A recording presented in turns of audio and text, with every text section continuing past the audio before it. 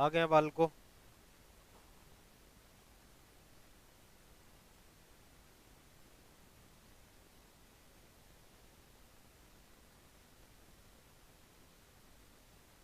वो कहाँ पीडीएफ?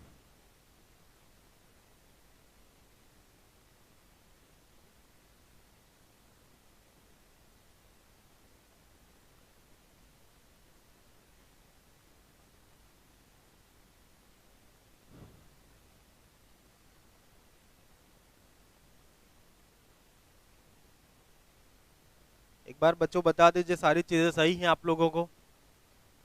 मैं दिख रहा हूँ ठीक ठाक से कि नहीं? प्लीज एक बार आप लोग कमेंट करके बताएंगे क्या मैं दिख रहा हूँ आपको?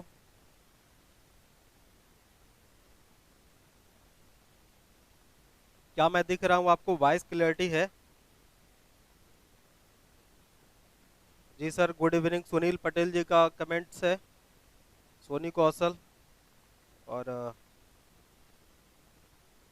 चलिए ठीक, हमें लग रहा कि चीजें ठीक से चल रही हैं। यस सर, अलका भी आ चुकी हैं, Sunil Patel all is well. हाँ, सबको ऑल इज वेल है। आइए शुरू कर लेते हैं। पहले हम लोग पीछे कुछ 5 मिनट में शुरुआत पीछे का कवर कर लेते हैं, जो हम लोग पढ़े हैं कल। मोटा मोटा उसको रिकवर कर लेते हैं, फिर आगे बढ़ते हैं। उसको थोड़ा सा हम लोग कवर कर लेते हैं, फिर आगे बढ़ते हैं। देखो, हड़प्पा सभ्यता को सॉरी इतिहास को 3 पार्ट में बांट करके शुरुआत में अध्ययन किया गया था। और एक आपको बताया गया था कि पाषाण काल को लेकर के, पाषाण काल में सबसे जो पहला कालखंड था उसे हम पूरा पाषाण काल कहते हैं। और इसको हैंडेक्स संस्कृति के नाम से जानते हैं, मद्रासियन संस्कृति के नाम से जानते हैं, और इसी को चापर चापिंग संस्कृति के नाम से जानते हैं। तो पूरा पाषाण काल को या निम्न पूरा पाषाण काल को उत्तर भारत में और दक्षिण भारत में किस किस नामों से जानते हैं? उत्तर भारत और दक्षिण भारत में किस किस नाम से जानते हैं? तो यहाँ जो हैंड एक्स संस्कृति की बात है, ये दक्षिण भारत में जाना जा रहा है। चापर चापिंग अथवा सोहन संस्कृति ये उत्तर भारत में जानते हैं। ठीक है, उत्तर भारत में सोहन नदी एक प्रवाहित होती है, सोहन नदी के नाम पर ही इसका नाम सोहन संस्कृति पड़ गया था। हैंड एक्स संस्कृति हमने अब बताया था कि 13 मई 1863 को तमिलनाडु के पल्लवरम से एक टूल्स खोजा गया था जिसे हम हैंड एक्स कहते हैं, या इसी को हाथ की कुल्हाड़ी कहते हैं। हाथ की कुल्हाड़ी कहते हैं। ठीक है, जो तमिलनाडु से खोजा गया था, जो तमिलनाडु से खोजा गया था। अश्वनी सिंह राजपूत, प्रणाम, सभी को आशीर्वाद है, सभी को आशीर्वाद। एक बार आप लोग शेयर कर दीजिए। 5 मिनट में रिवाइज करवा दे रहा हूं। सर आप बहुत हैंडसम लग रहे हैं, सुनील पटेल। ठीक है, यही देखो तुम, अब यही देखो।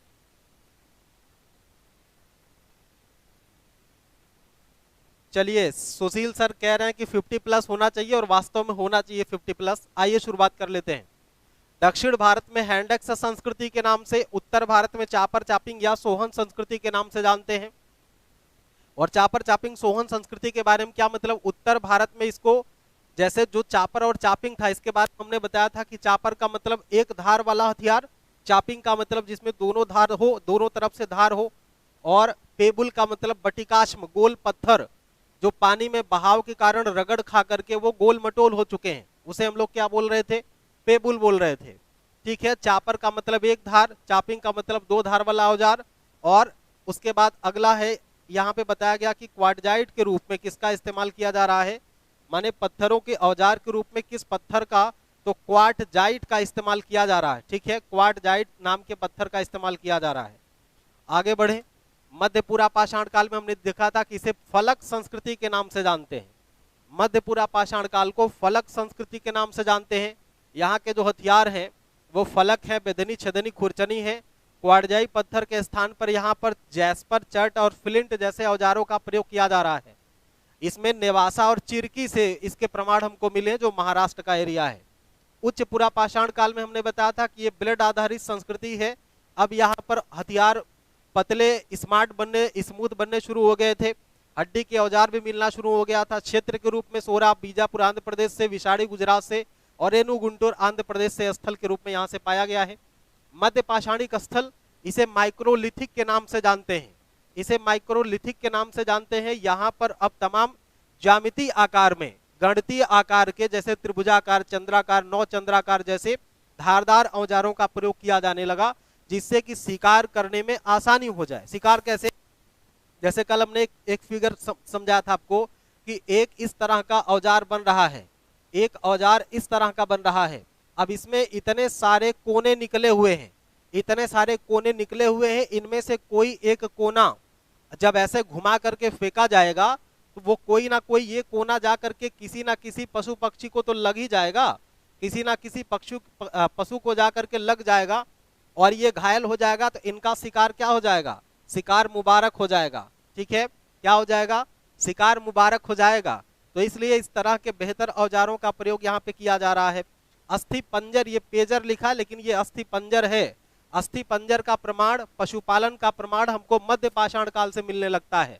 एक चीज चमकदार तरीके से याद कर लेना कि पशुपालन का प्रमाण हमको कहां से दिखने लगता है, तो मध्य पाषाण काल से। ठीक है, मेसोलिथिक एज से हमको इसकी जानकारी मिलने लगती है कि पशुपालन लोग कर रहे थे। कुछ स्थल हमने कहा था, जैसे एक स्थल आपको बताया गया था कि सराय नहरराम महदहा प्रतापगढ़ में है, बागौर राजस्थान में है, लंघनाज गुजरात में है, ये लंघनाज है, लंघनाज गुजरात में है, आदमगढ़ एमपी में है। पहला चीज तो ये ध्यान देना कि ये कहाँ पे है, तो एमपी में है, आदमगढ़ एमपी में है, लंघनाज गुजरात में है, बागौर राजस्थान में है। बागौर को याद रखना कि यहीं से पशुपालन का प्राचीनतम सबसे बड़ा प्रमाण पाया गया है। पशुपालन का प्रमाण बागौर से पाया गया है, इस बात को ध्यान देना। हालांकि आदमगढ़ से भी मिला है, जैसे यहाँ पे आगे देखिए बागौर लिखा है और आदमगढ़, दोनों जगह से पशुपालन के प्रमाण पाए गए हैं कि नहीं पाए गए हैं? अभी कल बात हम पूरी समझाए थे, दोनों जगह से पशुपालन का प्रमाण पाया गया है। तो ये बात जरूर याद रखना कि बागौर और आदमगढ़ से पशुपालन का प्रमाण पाया गया है। आगे बढ़े, नवपाषाण काल को नियोलिथिक के नाम से जानते हैं, नवपाषाण काल को नियोलिथिक के नाम से जानते हैं। मेहरगढ़ इसका महत्वपूर्ण स्थल है, बुर्जहोम इसका, गुफकराल, चिराद और कोल्डिहवा, चौपानी, मांडो, ये कुछ ऐसे स्थल हैं जो पाए गए हैं। किस कालीन से संबंधित? ये तो नवपाषाण से, नियोलिथिक से संबंधित है। अब मेहरगढ़ से कृषि का प्राचीनतम प्रमाण पाया गया है, ध्यान से देखना, कृषि का प्राचीनतम प्रमाण कहां से पाया गया? मेहरगढ़ से। और कृषि के प्रमाणों के संदर्भ में अगर पूछे तो 3 स्थल दिए जाते हैं। पहला स्थल देगा आपको कोल्डिहवा, पहला स्थल आपके सामने लिखेगा कोल्डिहवा, दूसरा स्थल लिखेगा आपको मेहरगढ़, दूसरा स्थल क्या लिख देगा? मेहरगढ़, और तीसरा स्थल लिख देगा संत कबीर नगर का एक स्थल है लहुरा देवा, लहुरा देवा। अब सवाल ध्यान से सुन लेना रसगुल्लो, बच्चों प्यार से बात को पहले सुन लेना। हमने कहा कि अगर कृषि के प्राचीनतम प्रमाण की बात करें, कृषि के प्राचीनतम प्रमाण की बात करें तो 3 चीजें देती हैं, 3 बात ये देता है, 3 ऑप्शन देता है। पहला क्या? पहला कुलडिहवा देगा, तो कुलडिहवा के जो कृषि के प्रमाण पाए गए हैं वो 6500 ईसा पूर्व के हैं। बोलो बात समझ रहे हैं कि नहीं समझ रहे हैं? जो कृषि के प्राचीनतम प्रमाण हैं वो 6500 बीसी के हैं। कृषि के प्राचीनतम प्रमाण 6500 बीसी के कहां से पाए गए? कहां से पाए गए? वो कुलडिहवा से पाए गए हैं। मेहरगढ़ से जो पाया गया है ये 7000 बीसी का है। कितने बीसी का प्रमाण है? 7000 बीसी का है। लहुरा देवा से जो पाया गया है ये 9000 बीसी का है। अब बताओ, अगर आपसे प्राथमिकता के तौर पर यह समझाने का प्रयास किया जाए कि सबसे पहली बार कहां से होगा, तो ऑप्शन में अगर कुलडिहवा है तो कुलडिहवा सही हो जाएगा, मेहरगढ़ है तो मेहरगढ़ सही हो जाएगा, लहुरा देवा है तो लहुरा देवा सही हो जाएगा। आधुनिकतम रिसर्च के आधार पर लहुरा देवा सबसे प्राचीनतम स्थल के रूप में जाना गया है। ध्यान से बात सुन लीजिए पहले। कुलडिहवा में चावल का प्रमाण, ठीक है, मेहरगढ़ से गेहूं का प्रमाण और लहुरा देवा से गेहूं, चावल, जौ, कई तरह के फसलों के प्रमाण पाए गए हैं। तो अगर ऑप्शन में तीनों दिया गया है और आपसे पूछा कि प्राचीनतम कृषि का प्रमाण कहां से मिला है, तो आप लहुरा देवा टिक करेंगे। बताओ बात समझ रहे हैं कि नहीं समझ रहे हैं? बताइए बात समझ रहे हैं कि नहीं समझ रहे हैं? ऑल स्टूडेंट भैया, अच्छा, सुनील पटेल जी जुड़ चुके हैं, दीपक मिश्रा, कोमल सोनी, थैंक्स सर हिस्ट्री पढ़ाने के लिए। आपका भी, आप सभी बच्चों का थैंक्स है। अच्छा, और Sunil Patel, Shivangi Kesharwani, Mayank Singh, Sunil Patel, exam beat exam तो है ही आपके साथ। राम लखन राम राम, सभी को राम राम है। अश्वनी अश्वनी सिंह भी जुड़ गए भाई। अश्वनी आपका भी स्वागत है, बहुत प्यारे विद्यार्थी रहे आप हमारे। आगे अलका सिंह है, सुनील और उदित मौर्य, कोमल सोनी और रामजी सिंह, सभी को नमस्कार है, सभी को गुड इवनिंग है, सभी को नमस्कार है, सभी को गुड इवनिंग है। तो एक चीज कंफर्म हो गया कि कृषि से संबंधित अगर प्राचीनतम सवाल को आपसे पूछेगा तो आप लहुरा देवा टिक करेंगे। अब लहुरा देवा अगर नहीं है तब मेहरगढ़, मेहरगढ़ नहीं है तो लास्ट वरीयता किसको देंगे, कोल्डिहवा को देंगे। उम्मीद है कि बात समझ पा रहे होंगे। बोलो बोलो बोलो यस, बोल दीजिए यस। समझ पा रहे हैं नहीं समझ पा रहे, बोल दीजिए यस समझ पा रहे हैं।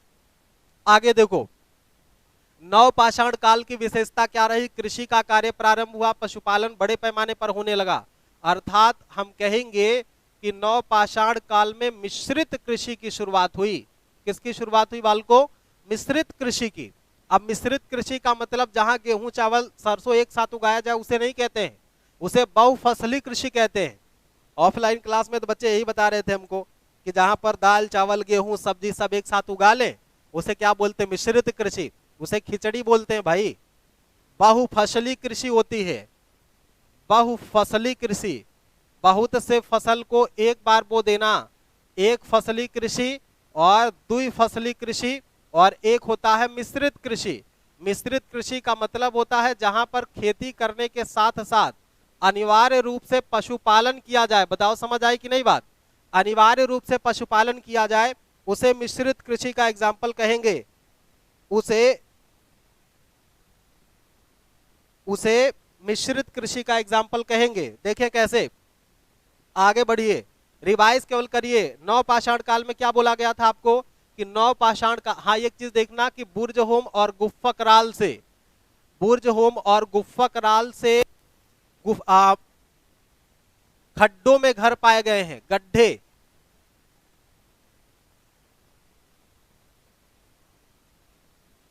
गड्ढे में निवास का प्रमाण पाया गया है, गड्ढे में निवास का प्रमाण पाया गया। कहां से, बुर्ज होम और गुफा कराल से। मतलब जमीन में गड्ढा खोद करके मानव यहीं पे निवास करता था पशुओं की सुरक्षा के कारण, ताकि कोई हिंसक पशु इनको नुकसान न पहुंचा दे। और आगे बताया गया था कि आग का उपयोग मानव इसी समय करना सीखा। इस समय के जो मृदभांड हैं वो बहुत ही चमकदार और पालिशदार, घिस करके घर्षण करके चमकदार बनाए जाते थे। तो एक नई तरह की तकनीकी आपको दिख रही है। और इसी समय पहिए और चाक का भी आविष्कार हुआ है। तो पूछे अगर कि नवपाषाण काल में पहिए का आविष्कार हुआ, बोलना यस। कहां से हुआ, कैसे हुआ, बोलना यस। आगे बताते हैं, हड़प्पा सभ्यता को लेकर के आपको बताया गया था, पूरी की पूरी बात समझाई गई थी। फिर भी देख लीजिए, हड़प्पा सभ्यता से लेकर के लोथल एक स्थल है। लोथल कहां पे है, बताएंगे गुजरात में। लोथल कहां पे है, बताएंगे गुजरात में। लोथल कहां पे है, गुजरात में। किस नदी के किनारे है, भोगवा नदी के किनारे। उत्खनन किसने किया था, तो रंगनाथ राव ने किया था, है ना, SR राव, श्री रंगनाथ राव, श्री रंगनाथ राव ने इसका उत्खनन कराया था। किसका, हड़प्पा का। यहां से हमने कहा था 2-3 बातें सिर्फ याद रखनी है। एक तो याद रखना है कि चावल का प्रमाण मिला था। दूसरा याद रखना है कि यहां से, दूसरा याद रखना यहां से विश्व का प्राचीनतम डाकयार्ड पाया गया है। विश्व का प्राचीनतम डाकयार्ड या गोदीवाड़ा या पत्तन नगर पाया गया है, जो कल हमने फिगर बना के समझाने का प्रयास किया था। इस तरह से ये भोगवा नदी प्रवाहित हो रही है और ये आपका लोथल है, और यहाँ पे कृत्रिम डाकयार्ड या बंदरगाह बनाया गया है। इधर से पानी प्रवेश कर रहा था, इधर से फिर जाकर के उसी नदी में मिल जा रहा था। ठीक है, तो प्राचीनतम डाकयार्ड का प्रमाण यहाँ से पाया गया है। एक चीज और याद रखना, प्राचीनतम डाकयार्ड से, प्राचीनतम डाकयार्ड का जो प्रमाण पाया गया है उसमें एक बात और ध्यान देना कि यहां से हमको अग्निकुंड या हवन कुंड के प्रमाण मिले हैं। कहां से, लोथल से। और लोथल के मकानों के दरवाजे, लोथल के मकानों के दरवाजे मुख्य सड़क की तरफ ना खुल करके, सॉरी पीछे की तरफ ना खुल करके मुख्य सड़क की तरफ खुलते थे, जो हड़प्पा सभ्यता का एक अपवाद है, जो हड़प्पा सभ्यता का एक अपवाद है, हड़प्पा सभ्यता का एक अपवाद है। कालीबंगा का मतलब बताया था, काले रंग की चूड़ियां राजस्थान में है, अमलानंद घोष ने इसको खोजा था। घग्गर नदी के किनारे है, यहां से शल्य चिकित्सा का प्रमाण पाया गया, भूकंप का प्रमाण पाया गया। जुते हुए खेत का प्रमाण पाया गया है। आगे चनहूदड़ों से सौंदर्य सामग्री बताया गया है, चनहूदड़ों से सौंदर्य सामग्री बताया गया है, जो आपको बताया था हमने कि अंजन सलाका और रंजन सलाका। अंजन सलाका का मतलब क्या है, काजल लगाने वाली लकड़ी ऐसे होती है और काजल आंखों में लगाया जाता है, अंजन सलाका बोलेंगे। रंजन सलाका का मतलब वो लकड़ी जिससे हम लोग लिपस्टिक, अरे हम लोग का मतलब महिला वर्ग लिपस्टिक लगाती हैं, तो उसे हम रंजन सलाका बोलते हैं, उसे हम क्या बोलेंगे, रंजन सलाका बोलते हैं। ठीक है, तो रंजन सलाका, अंजन सलाका, काजल और कंघा माने बाल झाड़ने के लिए कंघी का जो इस्तेमाल करते हैं, वो कहां से पाया गया था, चनहूदड़ों से पाया गया था, चनहूदड़ों से पाया गया था। चावल का प्रमाण भी कहां से, रंगपुर से बताया हूं, चावल का प्रमाण रंगपुर से पाया गया है। धान की भूसी के संदर्भ में बोला था, जैसे धान की भूसी का प्रमाण मिला है रंगपुर से, और जो लोथल है वहां से स्पष्ट रूप से चावल का प्रमाण मिला है, स्पष्ट रूप से चावल का प्रमाण मिला है। एक बात आपको कल भी बताया था, आज भी रिवाइज कर लेना कि सुरकोटदा से घोड़े के अस्थि पंजर का प्रमाण मिला है, जबकि धौलावीरा से जल का उत्तम प्रबंधन का प्रमाण मिलता है। और हड़प्पा काल में आंतरिक और बाह्य दोनों तरह के व्यापार किए जाते थे, पशुपति की पूजा की जाती थी, लिंग योनि की पूजा की जाती थी, जल पूजा, वृक्ष पूजा और मातृ देवी की पूजा, इन तमाम तरीके की पूजा का प्रचलन था। अब पूछेगा कि भैया प्रश्न कैसे आप समझेंगे, प्रश्न कैसे समझेंगे, प्रश्न ऐसे बनेगा, आपसे पूछेगा कि ये बताइए हड़प्पा सभ्यता में किस तरह के पूजा का प्रचलन नहीं था, तो आप जानते रहिए नीम माने वृक्ष पूजा हो रही है, पीपल की पूजा हो रही है, नीम आम बबूल की पूजा की जा रही है। अब इनके अलावा जो कुछ रहेगा उसकी पूजा नहीं होगी। सिंधु घाटी सभ्यता मातृसत्तात्मक थी, बहुत ही खतरनाक पॉइंट है, इसको समझ लेंगे आप। सिंधु सभ्यता मातृसत्तात्मक थी, बताया था कि सत्ता जो है वो माता के हाथों में केंद्रित रहेगी, पिताजी के हाथों में नहीं। लेकिन इसका मतलब ये कतई नहीं है कि माताजी अब झोला लेकर के दिल्ली कमाने जाएंगी। ठीक है, मतलब डिसीजन में माताजी की भूमिका ज्यादा होगी, ये बात समझना है आपको। ठीक हो गई बात। आगे जल्दी जल्दी रिवीजन करते हैं। कुबड़ वाले बैल का महत्वपूर्ण योगदान था, नगरीय सभ्यता थी, कांस्ययुगीन सभ्यता के नाम से भी जानते हैं। हड़प्पा काल की लिपियां, हड़प्पा काल की लिपि कैसी थी, तो हड़प्पा काल की जो लिपि है वो भाव चित्रात्मक थी, 250 से 400 अक्षरों का प्रयोग किया जाता था, दाहिने से बाएं, फिर बाएं से दाएं, फिर दाएं से बाएं लिखा जाता था, जिसे ब्रुस्टोफेदन विधि कहते हैं। केवल रिवीजन करवा रहा हूं, जो नए लाल लाले हैं हमारे, वो नए बच्चे थोड़ा सा इंतजार करेंगे, रिवाइज करवा रहा हूं मैं पीछे का जो कल पढ़ाया हूं। ठीक है, जो कल पढ़ाया हूं रिवाइज करवा रहा हूं, बस उसके बाद जल्दी से हम लोग पहुंचने वाले अपने टॉपिक पर। आगे बताया था वैदिक काल को दो भाग में बांट के पढ़ेंगे, ऋग वैदिक काल या पूर्व वैदिक काल और उत्तर वैदिक काल। इसके हिसाब से हमने कहा था कि वेदों की संख्या 4 है, वेदों की संख्या 4 है। अच्छा, इसके पहले जैसे हमने बताया था कि वैदिक समाज को आर्य समाज, सॉरी वैदिक सभ्यता को आर्य सभ्यता भी कहते हैं। आर्य अरि शब्द से भी निकला है, आर्य शब्द का अर्थ होता है श्रेष्ठ। आर्य शब्द का अर्थ क्या होता है भाई, श्रेष्ठ होता है। आर्य शब्द का अर्थ क्या होता है, श्रेष्ठ होता है, आगंतुक होता है, अपरिचित होता है, अभिजात्य होता है। ठीक है, तो इस तरह से हमने बताने का प्रयास किया था कि आर्य शब्द का मतलब क्या होता है, तो आर्य शब्द का मतलब श्रेष्ठ होता है। ये चीज आप समझेंगे, ध्यान देंगे, ये पूछा गया प्रश्न है इसलिए इसकी इंपॉर्टेंस बढ़ जाती है। ऋग्वेद सबसे बड़ा वेद है, दुनिया का प्राचीनतम वेद है। यजुर्वेद यज्ञ प्रधान, सामवेद संगीत प्रधान, अथर्ववेद प्रेम विवाह जादू टोना, प्रेम विवाह जादू टोना, सौतन से छुटकारा, घर बैठे, जितना कुछ नाटक है वो सब अथर्ववेद में है। अथर्ववेद में क्या है भाई, प्रेम विवाह है, और क्या है, सौतन से छुटकारा। तो सपोर्टिंग में बोल रहा हूं, लेकिन फिर भी चाहो तो वशीकरण का मंत्र है इसमें।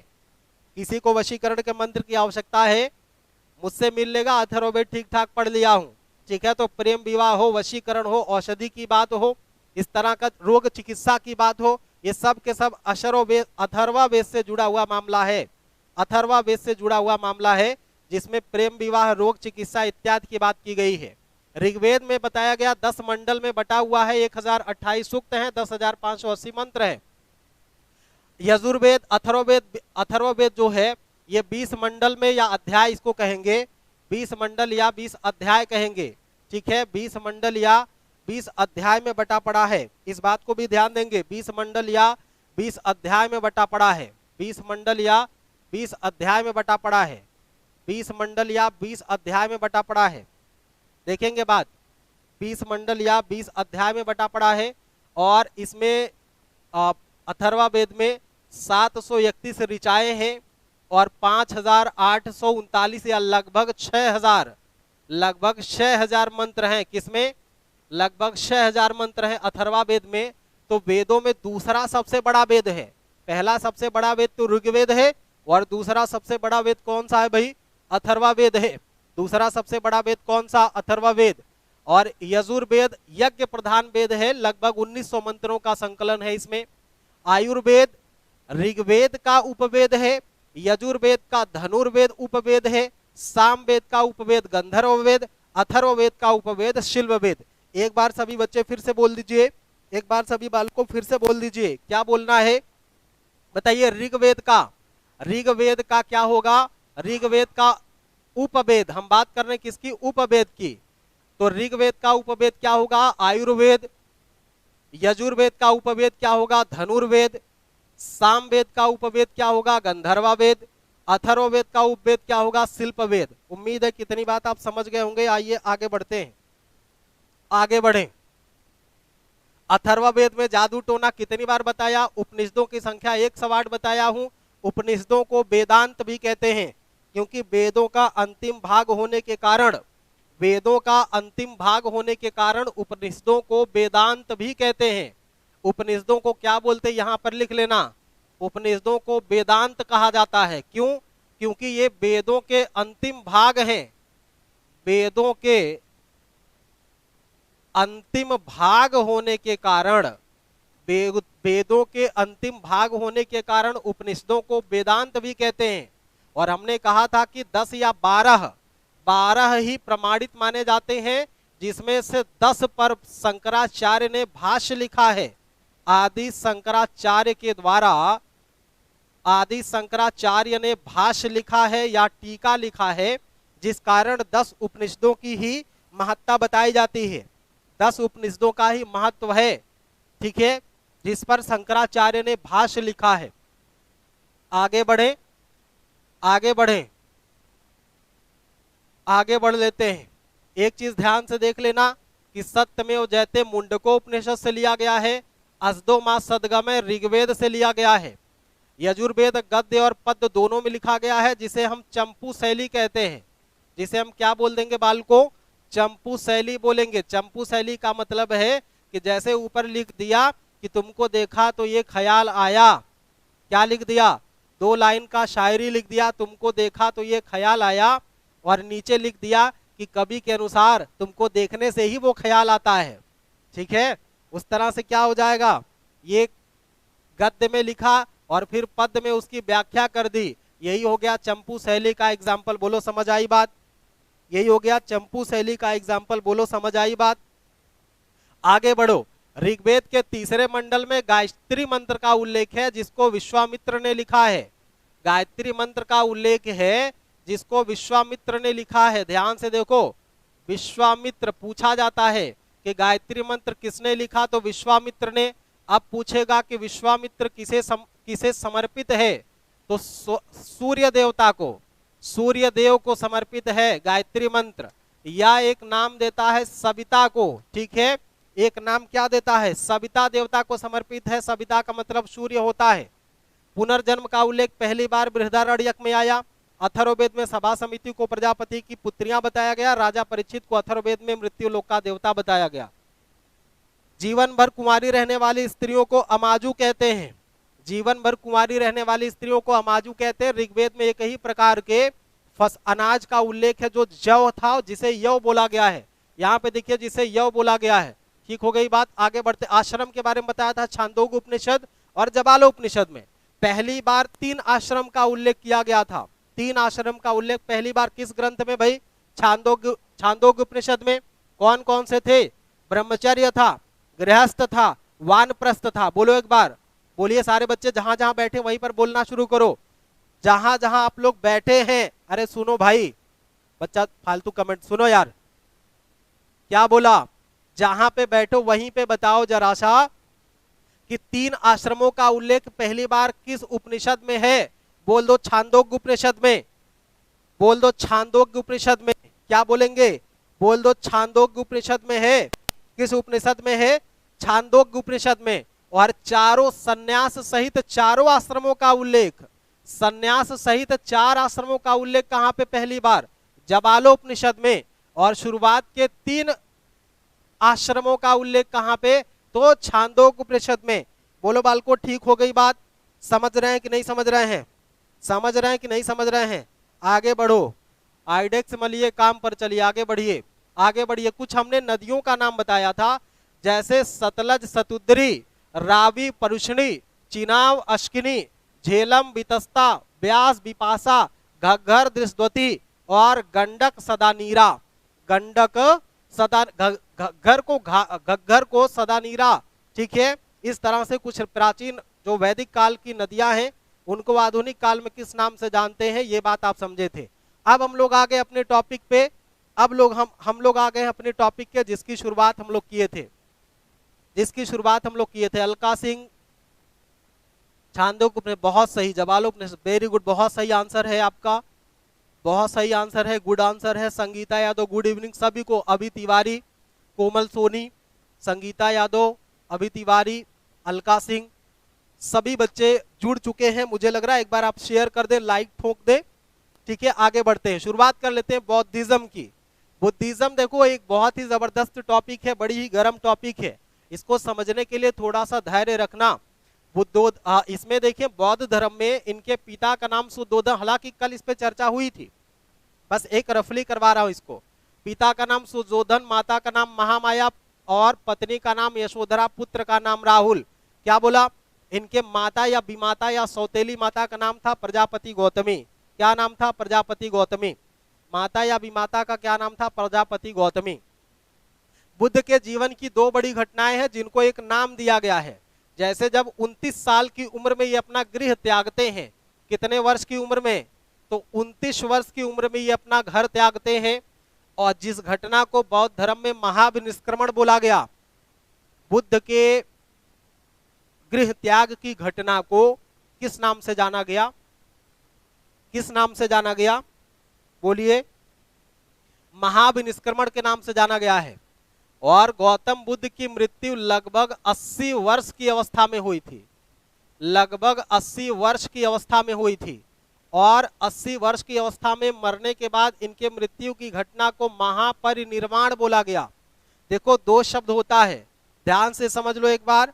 एक शब्द होता है निर्वाण, ठीक है, और एक शब्द होता है महापरिनिर्वाण। एक शब्द क्या होता है? महापरिनिर्वाण। एक शब्द क्या है? महापरिनिर्वाण। और एक शब्द है निर्वाण। अब निर्वाण का मतलब क्या होता है? निर्वाण का मतलब होता है दीपक का बुझ जाना, दीपक का बुझ जाना, दीपक का बुझ जाना। अब ये कौन सा दीपक है? जैसे मान लो एक दीपक तो ये हमने जला दिया, क्या ये वाला दीपक बुझ जाए? फूंक मार दो दीपक बुझ जाए तो इसी को दीपक का बुझ जाना कहते हैं ना बालक ना, कतई ना। क्या किसे कहेंगे, किसे बोलेंगे मुन्ना की दीपक का बुझ जाना? निर्वाण का मतलब क्या होता है? निर्वाण का मतलब क्या होता है? दीपक का बुझ जाना। और कैसे दीपक का बुझ जाना? कौन सा दीपक बुझेगा? जो हमारे मन में मोह का दीपक जल रहा है, लालच का दीपक जल रहा है, सांसारिक वस्तुओं से जो संबंध का दीपक जल रहा है, जब वो बुझ जाए, अर्थात हमारी आत्मा, हमारा मन तृप्त हो जाए, सांसारिक लगन से विरक्त हो जाए, तब उसे हम बोलते हैं निर्वाण की स्थिति। जैसे जीते जी मर जाना, जीते जी मर जाना, ठीक है, उसे निर्वाण बोलेंगे। तो निर्वाण आप इसी जीवन में प्राप्त कर सकते हैं, लेकिन महापरिनिर्वाण प्राप्त करने के लिए मरना जरूरी है। क्या भाई, स्वर्ग जाने के लिए मरना जरूरी है कि नहीं है? बोलिए। जीते जी किसी को स्वर्ग मिलेगा क्या? जीते जी किसी को स्वर्ग मिलेगा क्या? नहीं ना। तो अगर आपको स्वर्ग जाना है, सदैव के लिए इस संसार से मुक्ति पानी है, जीवन मरण के चक्र से छुटकारा चाहिए, तो बोलो प्यार से क्या हो जाना चाहिए? महापरिनिर्वाण। और ये मृत्यु के बाद ही संभव है, जबकि निर्वाण की स्थिति इसी जीवन में संभव है। बोलो बात समझ आई कि नहीं समझ आई? बोलो बच्चों बात समझ आई कि नहीं समझ आई? बोल दो एक बार बोल दो यस समझ में आ गई है बात। एक बार बोल दीजिए आपको बात समझ में आ गई है। अलका सिंह नो सर, क्या ना समझ में आया? ऋचा राय नहीं समझ में आया, ऋचा को नहीं समझ में आया है और अलका को नहीं समझ में आया है। फिर से बोले, फिर से बोल दें? देखो आओ फिर से बता लेते हैं। अब इसमें कौन सी गणित समझा रहा था मैं, यहां देखो स्पेस थोड़ा सा यहीं पे समझ लो। जैसे निर्वाण का मतलब,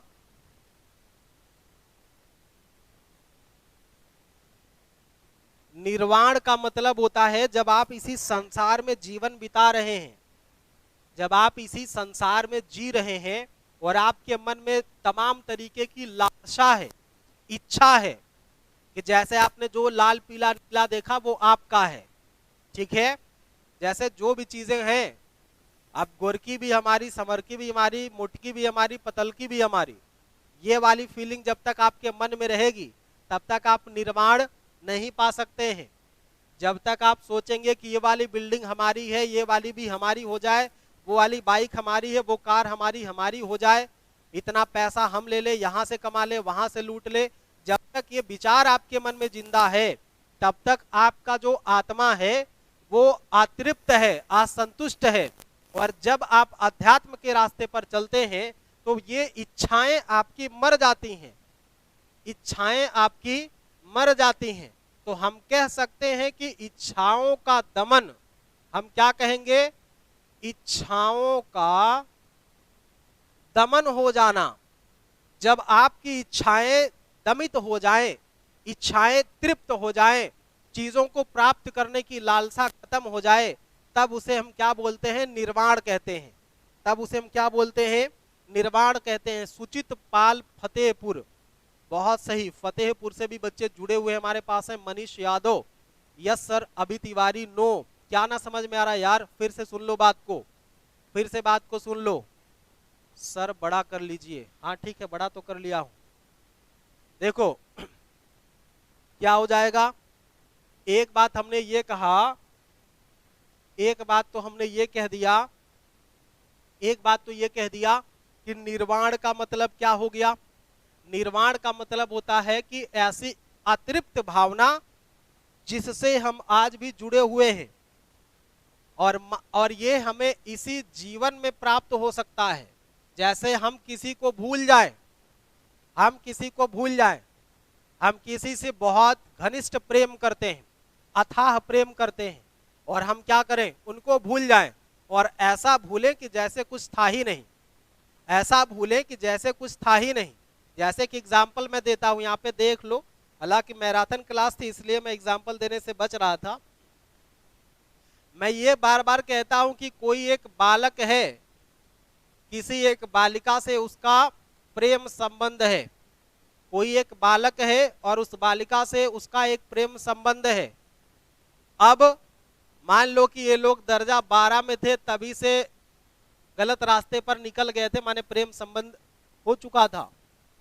अब एक बार कुंभ के मेला में लड़का जैसे ही डुबकी लगाया और डुबकी लगा करके जैसे ये ऊपर आया पानी से, देखा कि एकदम नन्हे नन्हे पांव से पायजनी छुन्न छुन्न करती हुई एक बहुत ही सुघर सुंदर एक बच्ची को उंगली पकड़ाए एक महिला जा रही है दूसरी तरफ, और अचानक इस बच्चे की नजर जब इस पर पहुंची और देखा कि एक बच्ची को हाथ में पकड़ाए वो जा रही है, तो धक से करेजा कर गया इसका। कैसा बोला? धक से करेजा कि अरे कहीं वही तो नहीं जो इंटर में थी हमारे साथ। और जब ठीक से उसने देखा तो ये उसके साथ नहीं थी। इसका मतलब ये है कि इसके प्रति जो भावना है, जो संबंध है, जो जुड़ाव है, वो खत्म नहीं हो पाया है। जब तक ये चीज खत्म अगर हो गई होती तो उसको देखने के बाद इसके हृदय में कोई भी बात ना याद आती, वो है कि कौन कोई मतलब ही नहीं है। लेकिन अगर ये ख्याल आया तो इसका मतलब कि सामाजिक संबंधों से, सांसारिक संबंधों से आपका मोह अभी भंग नहीं हुआ है। जब भंग हो जाए जैसे सामने देख करके, सामने बेवफाई का गाना चलता रहे और बेहयाई करके कोई गुजर जाए, ऐसे में क्या बोलेंगे कि वो निर्वाण प्राप्त हो गया है। संसार में सारी चीजें भूल जाओ तो निर्वाण प्राप्त हो जाए। और अगर इस स्थिति में व्यक्ति को मृत्यु की प्राप्ति हो गई, तब उसे हम कह सकते हैं कि वो महापरिनिर्वाण की कंडीशन को फॉलो कर रहा है, महापरिनिर्वाण उसको प्राप्त हो गया है। बोलो अब बात समझ आई? एक बार बोल दो कि बात अब समझ में आई कि नहीं समझ आई। एक बार अब बोल दो बात समझ में आई कि नहीं आई। Nice figure sir. ठीक है, ये बताओ बात समझ गए कि नहीं समझ गए। अब आगे बढ़ो, आइडेक्स मलो और काम पे चलो, आगे आ जाओ। तो बुद्धिज्म की बात हम लोग कर रहे हैं, बौद्ध धर्म की बात कर रहे हैं। बौद्ध धर्म को लेकर के एक चीज और आप देखिएगा कि इसके जो बौद्ध धर्म की बातें हैं, इसमें कुछ 4 संगीतियों का आयोजन किया। हालांकि संगीतियां तो 5 होती हैं, 4 + 1, ठीक है, 5 होती हैं। पहली संगीति, दूसरी, तीसरी और चौथी। पहली संगीति, दूसरी संगीति, तीसरी संगीति और ये है चौथी संगीति। और इसके बाद एक 5वीं हुई थी कन्नौज में, लेकिन वो असफल हो गई थी, तो उसको काउंट ना किया जाता है, वो असफल हो गई थी। अब एक बार देख लो, 483 ईस्वी में जब गौतम बुद्ध की मृत्यु हुई, तो पहली बौद्ध संगीति का आयोजन राजगृह में किया गया था। अध्यक्ष थे महाकश्यप और अजातशत्रु हर्यक वंश का शासक था। 100 साल बाद फिर से दूसरी बौद्ध संगीति का आयोजन किया गया, जो वैशाली में था। सब्बा कामी यहां पे लिख दे रहा हूं, सब्बा कामी इसके अध्यक्ष थे। सब्बा कामी इसके अध्यक्ष थे। कालाशोक शासक था, शिशुनाग वंश का था। अब यहाँ पे डेट थोड़ी सी दिक्कत है, जैसे कहीं पर 247 लिखा है, कहीं पर 249, कहीं 50, कहीं 52, कहीं 54, तो डेट एकदम कंफ्यूजिंग है। लेकिन मान लेते हैं 250 ईसा पूर्व के आसपास पाटलिपुत्र में तीसरे बौद्ध सभा का आयोजन हुआ और इसकी अध्यक्षता मोगली पुत्र तिष्य ने किया था, अशोक के समय, जो मौर्य वंश का शासक था। प्रथम सदी ईस्वी में कश्मीर के कुंडल वन में वसुमित्र की अध्यक्षता में अश्वघोष उपाध्यक्ष थे। कनिष्क शासक था कुषाण वंश का। चौथे बौद्ध सभा का आयोजन किया गया। अब चौथे बौद्ध सभा का जब आयोजन हुआ था, तो इस बौद्ध सभा में आप समझे इस बात को कि जब चौथे बौद्ध सभा का आयोजन हुआ, तो इसी बौद्ध सभा के दौरान बौद्ध धर्म 2 भागों में बट गया, हीनयान और महायान। कितने भागों में बट गया? हीनयान और महायान 2 भागों में बट गया। हीनयान और महायान 2 भागों में बट गया। हीनयान और महायान 2 भागों में बट गया। आगे अब देखते हैं, ये पूछा जाता है आपसे कि बौद्ध धर्म का बंटवारा किस वाले अधिवेशन में हुआ था, तो चौथे अधिवेशन में हुआ था। कुछ हम बौद्ध ग्रंथों की अगर बात करें, बौद्ध साहित्य की अगर हम बात करें, तो बौद्ध ग्रंथों को त्रिपिटक कहा जाता है। बौद्ध ग्रंथों को क्या बोलते हैं? त्रिपिटक कहते हैं। त्रिपिटक क्या बोलते हैं? त्रिपिटक कहते हैं। बौद्ध ग्रंथों को त्रिपिटक कहा जाता है। 3 पिटक कौन कौन से हैं? देखिए 3 पिटक कौन कौन से हैं? एक पिटक तो है सुत्त पिटक। एक पिटक क्या है? सुत्त पिटक है। दूसरा पिटक क्या है? अभिधम्म पिटक।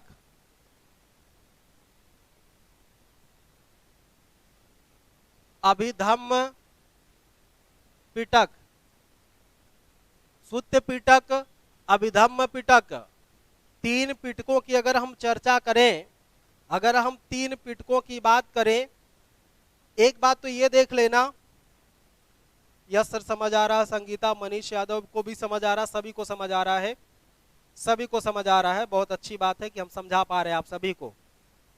बहुत अच्छी बात है कि हम आप सभी को समझा पा रहे हैं। इसके लिए हम नहीं, आप थैंक यू के पात्र हैं। इसके लिए हम नहीं बल्कि आप थैंक यू के पात्र हैं। पीछे की चीजें आप जितना मैं रिवाइज करवा रहा हूँ, रिवाइज करते जाइए। मुझे लगता है ये मैराथन के नाम पे बहुत गजब का सेशन आपको मिल जा रहा है। मैराथन के नाम पर आपको बहुत ही गजब का सेशन आपको मिल जा रहा है। इसलिए पूरी तन्मयता के साथ, पूरी ईमानदारी के साथ आप इस बात को समझने का प्रयत्न करिए पूरी ईमानदारी से बात को समझने का प्रयत्न करिए। पूरी ईमानदारी से आप बातों को समझने का प्रयत्न करेंगे तो चीजें आपके लिए बहुत ही सही हो जाएंगी, चीजें आपके लिए बहुत ही सही हो जाएंगी। आइए, कमेंट कोई नया नहीं है, देखें क्या बोला, सुत्त पिटक, अभिधम्म पिटक और विनय पिटक, 3 पिटक की चर्चा होती है। कितने पिटकों की भाई? 3 पिटक की चर्चा होती है। पिटक, अब ये जो सुत्त पिटक है, अभिधम्म पिटक और विनय पिटक, सुत्त पिटक की रचना आनंद ने किया है, सुत्त पिटक की रचना आनंद ने किया है। विनय पिटक की रचना मोगली पुत्र तिष्य ने किया है, मोगली पुत्र तिष्य, मोगली पुत्र तिष्य ने किया है। और विनय पिटक की रचना उपाली ने किया है, विनय पिटक की रचना उपाली ने किया है। सुत्त पिटक, विनय पिटक, अभिधम्म पिटक, बौद्ध साहित्य को, बौद्ध ग्रंथों को 3 भागों में हम समझते हैं, बौद्ध ग्रंथों को 3 भागों में हम लोग समझते हैं। पहला भाग क्या बोला हमने? पहला भाग क्या बोला? पहला भाग बोल दिया हमने ये सुत्त पिटक, पहला भाग क्या बोल दिया? सुत्त पिटक बोला। दूसरा क्या बोला? अभिधम्म पिटक। और तीसरा विनय पिटक। तो सुत्त पिटक, विनय पिटक और अभिधम्म पिटक, 3 पिटकों की चर्चा होती है, 3 पिटकों की चर्चा होती है।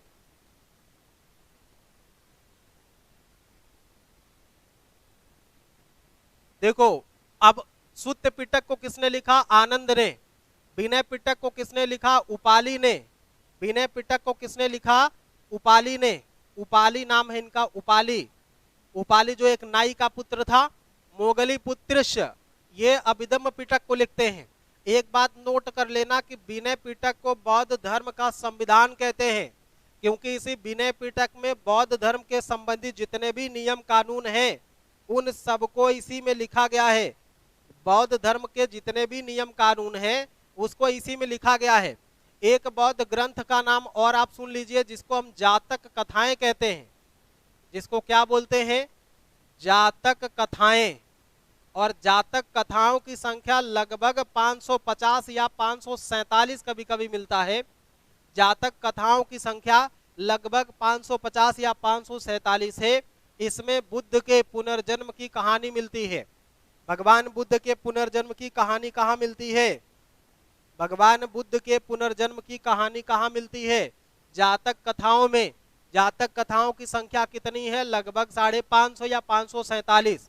आगे बढ़े, आ जाओ बालको, आ जाओ बालको, आ जाओ। जैन धर्म पे आते हैं। जैन धर्म, जैन धर्म के बारे में बातें थोड़ी सी सीख लीजिए। जैन धर्म के संस्थापक माने जाते हैं ऋषभदेव। इसके संस्थापक कौन है? ऋषभदेव। जैन धर्म के संस्थापक कौन है? ऋषभदेव हैं। जैन धर्म के संस्थापक कौन है? ऋषभदेव हैं। जैन धर्म के संस्थापक ऋषभदेव हैं। देखिए थोड़ी सी बात को, जैन धर्म के संस्थापक कौन है? ऋषभदेव हैं। ऋषभदेव किस धर्म के संस्थापक हैं? जैन धर्म के। लेकिन अगर वास्तविक संस्थापक पूछ दे, अगर वास्तविक संस्थापक पूछे, यहां पे मैं लिख दे रहा हूं, देख एक बार थोड़ा सा बताएंगे क्या कलर ठीक है? वास्तविक अगर पूछे तो वास्तविक इसके हैं महावीर स्वामी, स्वामी महावीर। जैन धर्म के वास्तविक संस्थापक कौन? स्वामी महावीर। जैन धर्म के वास्तविक संस्थापक कौन? स्वामी महावीर। एक बार जरा सा बताएं कि क्या ये इस कौन सा कलर है? ये ब्लू वाला कलर आपको दिख रहा? ब्लू नहीं है, वायलेट है। वायलेट कलर आपको दिख रहा है ठीक से?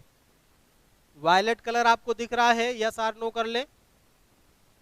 तो जैन धर्म के संस्थापक को अगर हम देखें तो जैन धर्म के संस्थापक या पहले तीर्थकर तो माने जाते कौन? ऋषभदेव। लेकिन वास्तविक स्थापना का श्रेय दिया जाता महावीर स्वामी को। ठीक है, महावीर स्वामी को जाना जाता है। 23वें तीर्थकर के रूप में पार्श्वनाथ को जाना जाता है, जो काशी के नरेश अश्वसेन के पुत्र थे। ये संवेद पर्वत पर करीब 84 दिन तक तपस्या करते हैं और उसके बाद इनको ज्ञान की प्राप्ति होती है। 84वें दिन इनको ज्ञान की प्राप्ति हुई और ज्ञान प्राप्त होने के बाद ये अपने अनुयायियों को अपने ज्ञान के बारे में अपने मत का प्रचार प्रसार करने लगते हैं। 24वें तीर्थकर के रूप में जाना जाता है जैन धर्म के वास्तविक संस्थापक स्वामी महावीर को। किसे जानते हैं? स्वामी महावीर को, जो जैन धर्म के 24वें तीर्थकर है और वास्तविक संस्थापक माने जाते हैं। क्यों वास्तविक है? क्योंकि इन्हीं के समय, स्वामी महावीर के समय वर्धमान, इनके बचपन का नाम वर्धमान है। वर्धमान, बचपन का नाम क्या है? वर्धमान है। महावीर के बचपन का नाम क्या है? वर्धमान है। वर्धमान महावीर को वास्तविक संस्थापक मानते हैं। इनका जन्म 540 ईसा पूर्व में हुआ था वैशाली के निकट कुंड ग्राम में, और इनके पिता ज्ञात्रिक कुल से संबंधित थे। इनके पिता ज्ञात्रिक कुल से संबंधित थे। इंपॉर्टेंट बात है प्यारे विद्यार्थियों, इनके पिता ज्ञात्रिक कुल से संबंधित थे और इनके माता का नाम था त्रिशला और पत्नी का नाम था यशोदा। ध्यान से समझना बात, महावीर के पत्नी का नाम यशोदा और बुद्ध के पत्नी का नाम यशोधरा। बुद्ध की पत्नी का नाम यशोधरा। अब यशोधरा या यशोधरा कहे, बुद्ध के पत्नी का नाम यशोधरा।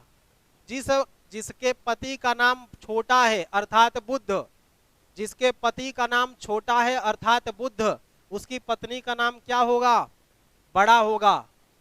जैसे, और जिसके पति का नाम बड़ा अर्थात महावीर, उसकी पत्नी का नाम क्या होगा?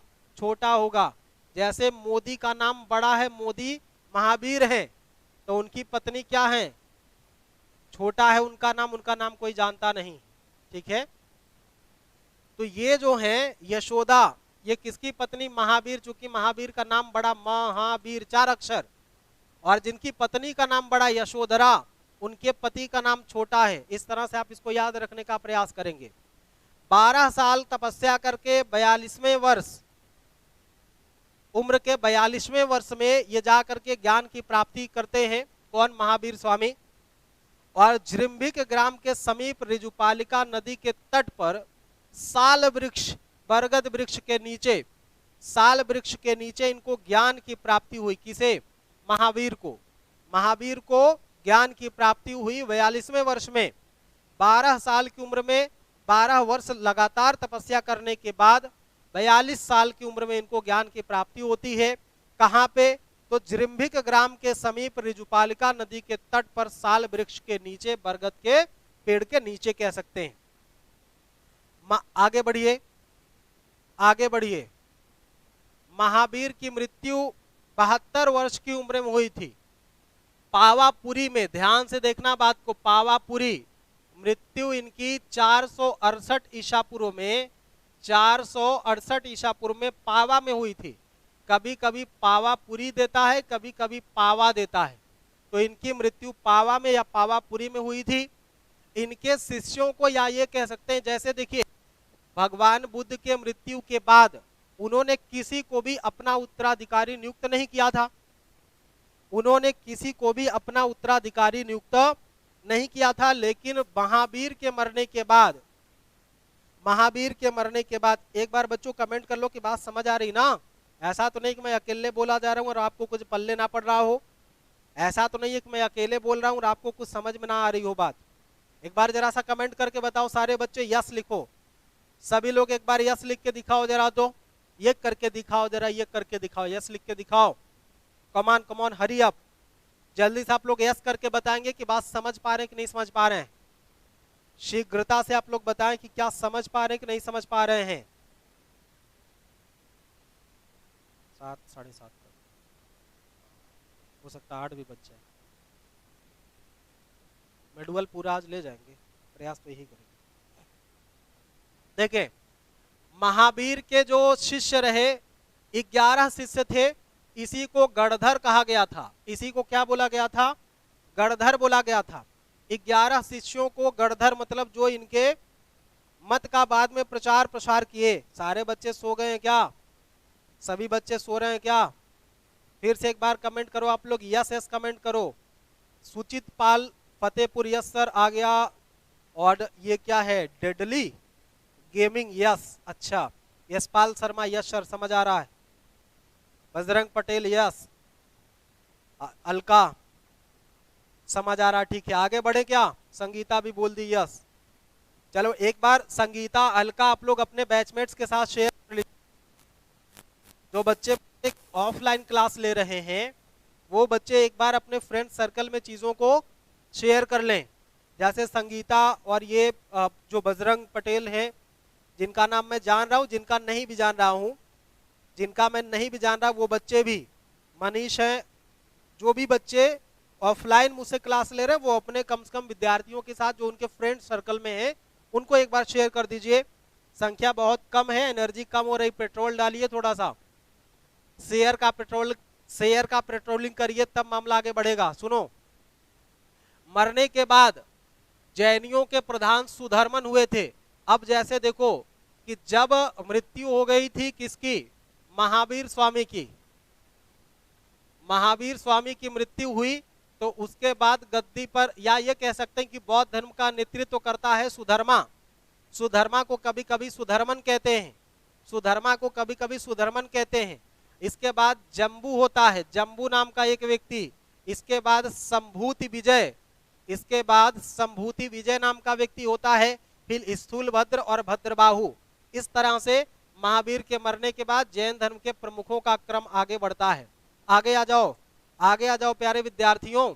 हाँ, एक चीज ये ध्यान देना, यहाँ पे महावीर स्वामी का प्रतीक सिंह है और महावीर ने अपना उपदेश प्राकृत भाषा में दिया है। और जो जैन ग्रंथ हैं, जैन ग्रंथों को आगम कहा जाता है। जैन ग्रंथों को क्या बोलते हैं? आगम। अच्छा एक बार कमेंट करके बताओ, बौद्ध ग्रंथों को क्या बोलते हैं? अगर जैन ग्रंथों को आगम बोलते हैं तो बौद्ध ग्रंथों को क्या बोलते हैं भाई? बौद्ध ग्रंथों को क्या बोलते हैं? एक बार सभी बताएंगे। राम लखन जी और ऋषभ श्रीवास्तव, ऋषभ श्रीवास्तव एक बार फिर से आप कमेंट करिए कि अगर जैन ग्रंथों को आगम अथवा अंग कहा जा रहा है तो बौद्ध ग्रंथों को क्या कहते हैं? जल्दी से कमेंट बॉक्स में अपने अपने का ढक्कन खोल करके आंसर करो, शीघ्रता से, शीघ्रता से, शीघ्रता से बोल दो बालक। जब तक बोलोगे नहीं, जब तक तोड़ोगे नहीं, तब तक हम छोड़ेंगे नहीं। बता दो अच्छा कि बौद्ध धर्म के ग्रंथों को क्या बोलते थे? त्रिपिटक। यशपाल शर्मा का आंसर आया, बहुत ही खूबसूरत आंसर आया। डेडली गेमिंग का भी आंसर आ गया, त्रिपिटक। बहुत सही, आप लोग बहुत गजब का आंसर कर रहे हैं, बहुत ही खूबसूरत आंसर कर रहे हैं। सोनी कौशल त्रिपिटक, बहुत सही। डेडली गेम त्रिपिटक हो गया, त्रिपिटक यशपाल का हो गया। बाकी बच्चे भी जल्दी से कमेंट करें तो आगे बढ़ूंगा, जल्दी से कमेंट करो तो आगे बढ़ूंगा। ऋषभ श्रीवास्तव का भी त्रिपिटक आ गया, बहुत खूबसूरत आंसर, बहुत ही खूबसूरत आंसर, गजब का आंसर कर रहे हैं आप लोग, बहुत गजब का आंसर कर रहे हैं। अलका सिंह का भी त्रिपिटक आ गया। लो, दो चार लोग और बचे, जल्दी से करो, 15 कमेंट मुझे दिखने चाहिए।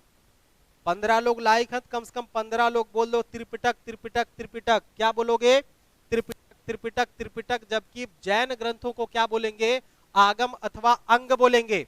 ठीक है, आगम अथवा अंग बोलेंगे। आगे बढ़ते हैं, आगे बढ़ो, आगे बढ़ते हैं। प्रथम जैन संगीति की अध्यक्षता देख लो, प्रथम जैन संगीति की अध्यक्षता स्थूलभद्र की अध्यक्षता में हुई थी पाटलिपुत्र में।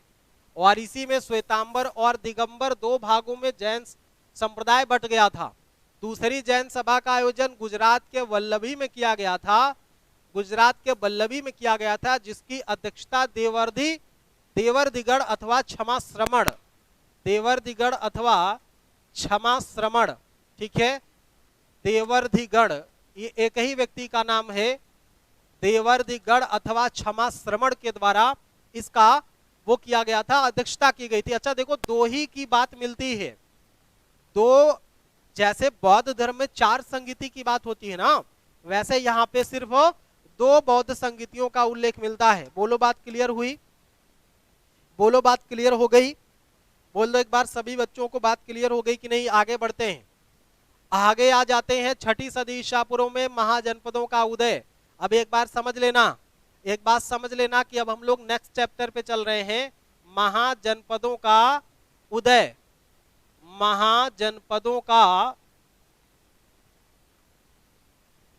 उदय। अब ये महाजनपदों का उदय कैसे होगा? छठी सदी ईसा पूर्व में।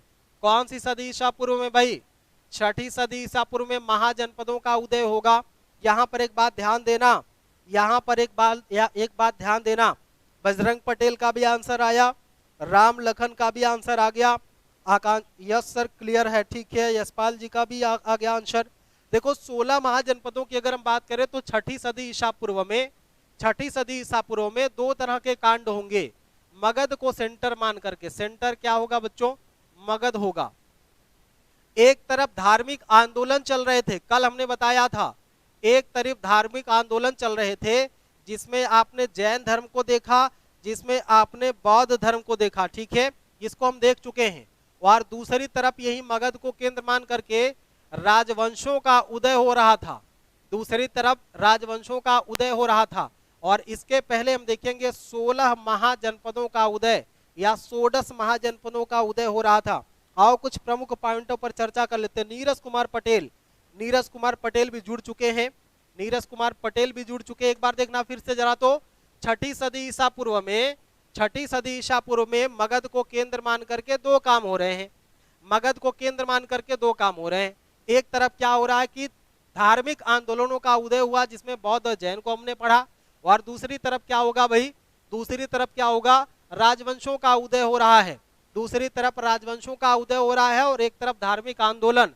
ये दोनों एक दूसरे के पैरेलल चल रहे हैं, दोनों एक दूसरे के साथ चल रहे हैं, ठीक है। आओ आगे बढ़ते हैं, आगे बढ़ते हैं। अब 16 महाजनपदों के बारे में समझ लेना थोड़ा सा। 16 महाजनपदों के बारे में कुछ महाजनपद यहाँ पे दिए गए जिसको हम लोग समझने का प्रयास करते हैं। ये बात देख लो, एक तरफ महाजनपद दिया गया है, दूसरी तरफ उसकी राजधानी दी गई है। एक तरफ महाजनपद दिया गया है, दूसरी तरफ उसकी राजधानी दी गई है। तो एक तो यहाँ पे हम कह सकते हैं कि ये महाजनपद है, क्या है? महाजनपद है, और ये है राजधानी। ये महाजनपद है और ये है क्या? राजधानी। ठीक हो गई बात? आ जाओ देखो, अंग बोलो चंपा, मगध का राजगिरी, काशी का वाराणसी, कौशल का श्रावस्ती, वज्र का वैशाली, मल्ल का कुशीनगर, चेद का सोतवती, वत्स का कौशाम्बी, कुरु का इंद्रप्रस्थ, पांचाल का अहिक्षत्र, ये मत्स्य है, मत्स्य का विराटनगर, शूरसेन का मथुरा, अश्मक का पोटन या इसी को पैठन भी कहते हैं, पोटन या इसी को पैठन या इसी को प्रतिष्ठानपुर भी कहते हैं, इसी को प्रतिष्ठानपुर भी कहते हैं। दक्षिण भारत में पाए जाने वाला एकमात्र स्थल है महाराष्ट्र का, एकमात्र ऐसा 16 महाजनपदों में महाजनपद जो साउथ इंडिया से पाया गया, दक्षिण भारत से पाया गया, वो कौन सा होगा? तो वो अश्मक होगा जो महाराष्ट्र या पैठन प्रतिष्ठानपुर से पाया गया। आगे अवंती उज्जैनी मध्य प्रदेश का है, और गांधार तक्षशिला से है, कंबोज हाटक से है। कंबोज हाटक, कम बोल हट जा, ध्यान से सुन लेना, बात को याद करवा दे रहा हूं, ध्यान से बात को सुन लेना, याद करवा दे रहा हूं। कैसे आप 16 महाजनपदों और उसकी राजधानी को याद रखोगे, कैसे 16 महाजनपद और उसके राजधानी को याद करोगे? एक बार ध्यान से सुन लो, 16 महाजनपद और उसकी राजधानी को याद करने का इससे बेजोड़ ट्रिक, इससे धारदार ट्रिक कभी देखोगे नहीं तुम, इससे जबरदस्त धारदार ट्रिक कभी देखोगे नहीं। एक बार समझ लो बात को, 16 महाजनपदों को कैसे याद रखना है, इस बात के लिए छोटा सा ट्रिक है, समझ गए तो ठीक है, ठीक है, समझ गए, खेला तो अच्छी बात है। बोल दो, बता दूं ट्रिक, बोलो बता दूं ट्रिक क्या?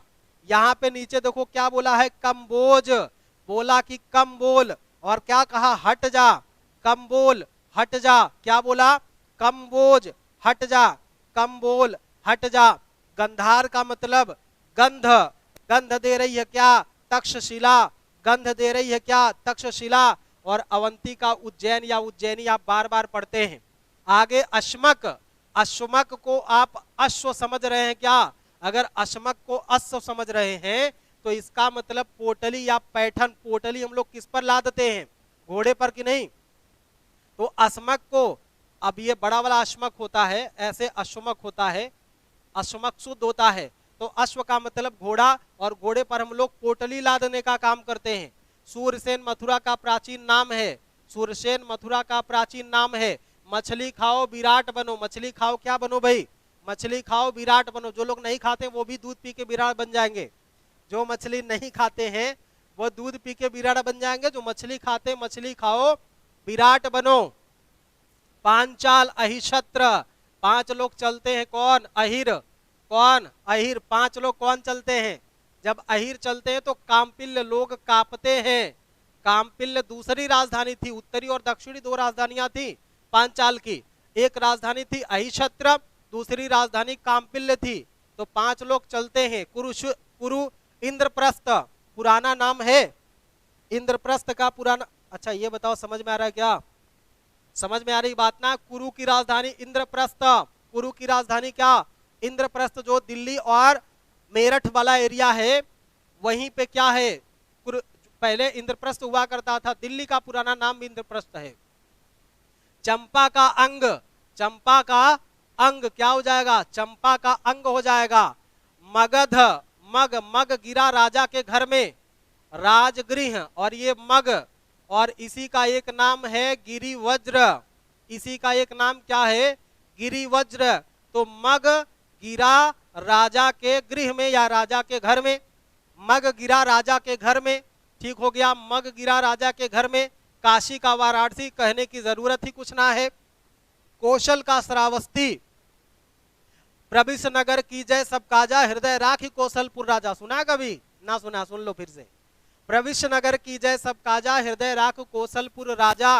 ये किसके बारे में बोला गया, अयोध्या के बारे में बोला गया। अयोध्या पहले श्रावस्ती के अंतर्गत आता था, तो इसलिए श्रावस्ती, कौशल, वैशाली, वाज, वज्जी। बाज मत वैशाली से, बलशाली से मत बाज, लड़ाई ना करो कोई बलशाली आदमी है तो, ठीक है। वैशाली से, वैशाली से वज्जी मत, बाज मत। मल्ल एक कुश्ती है, कुशीनगर। चेदी सोथिवती, और वत्स का कौशाम्बी। बोलो याद रहेगा कि नहीं रहेगा, बोलो याद रहेगा कि नहीं रहेगा, बोलो याद रहेगा कि नहीं रहेगा। एक बार फिर से बोल दो, क्या समझ में आ गई ट्रिक। हालांकि ट्रिक नहीं था, ट्रिक तो नहीं कह सकते हैं, लेकिन जो भी था काम का चीज था। आगे बढ़ जाओ, आगे बढ़िए, आगे बढ़िए। मगध के उत्कर्ष, हाँ 16 महाजनपदों में एक चीज ध्यान से और देख लेना 16 महाजनपदों के बारे में। ये जो 16 महाजनपद है, 16 महाजनपदों की जानकारी हमें कहाँ मिलती है, 2 ग्रंथों में। हमने कहा ये 16 महाजनपद, 16 महाजनपद की जानकारी कहां से मिलती है, जानकारी एक तो मिल जाएगी हमको जैन धर्म से, और दूसरा हमको मिल जाएगा बौद्ध धर्म से। बौद्ध धर्म के किस ग्रंथ से और जैन धर्म के किस ग्रंथ से, तो बौद्ध धर्म के और जैन धर्म का एक ग्रंथ है भगवती सूत्र, भगवती सूत्र। और बौद्ध धर्म का एक ग्रंथ है अंगुत्तर निकाय,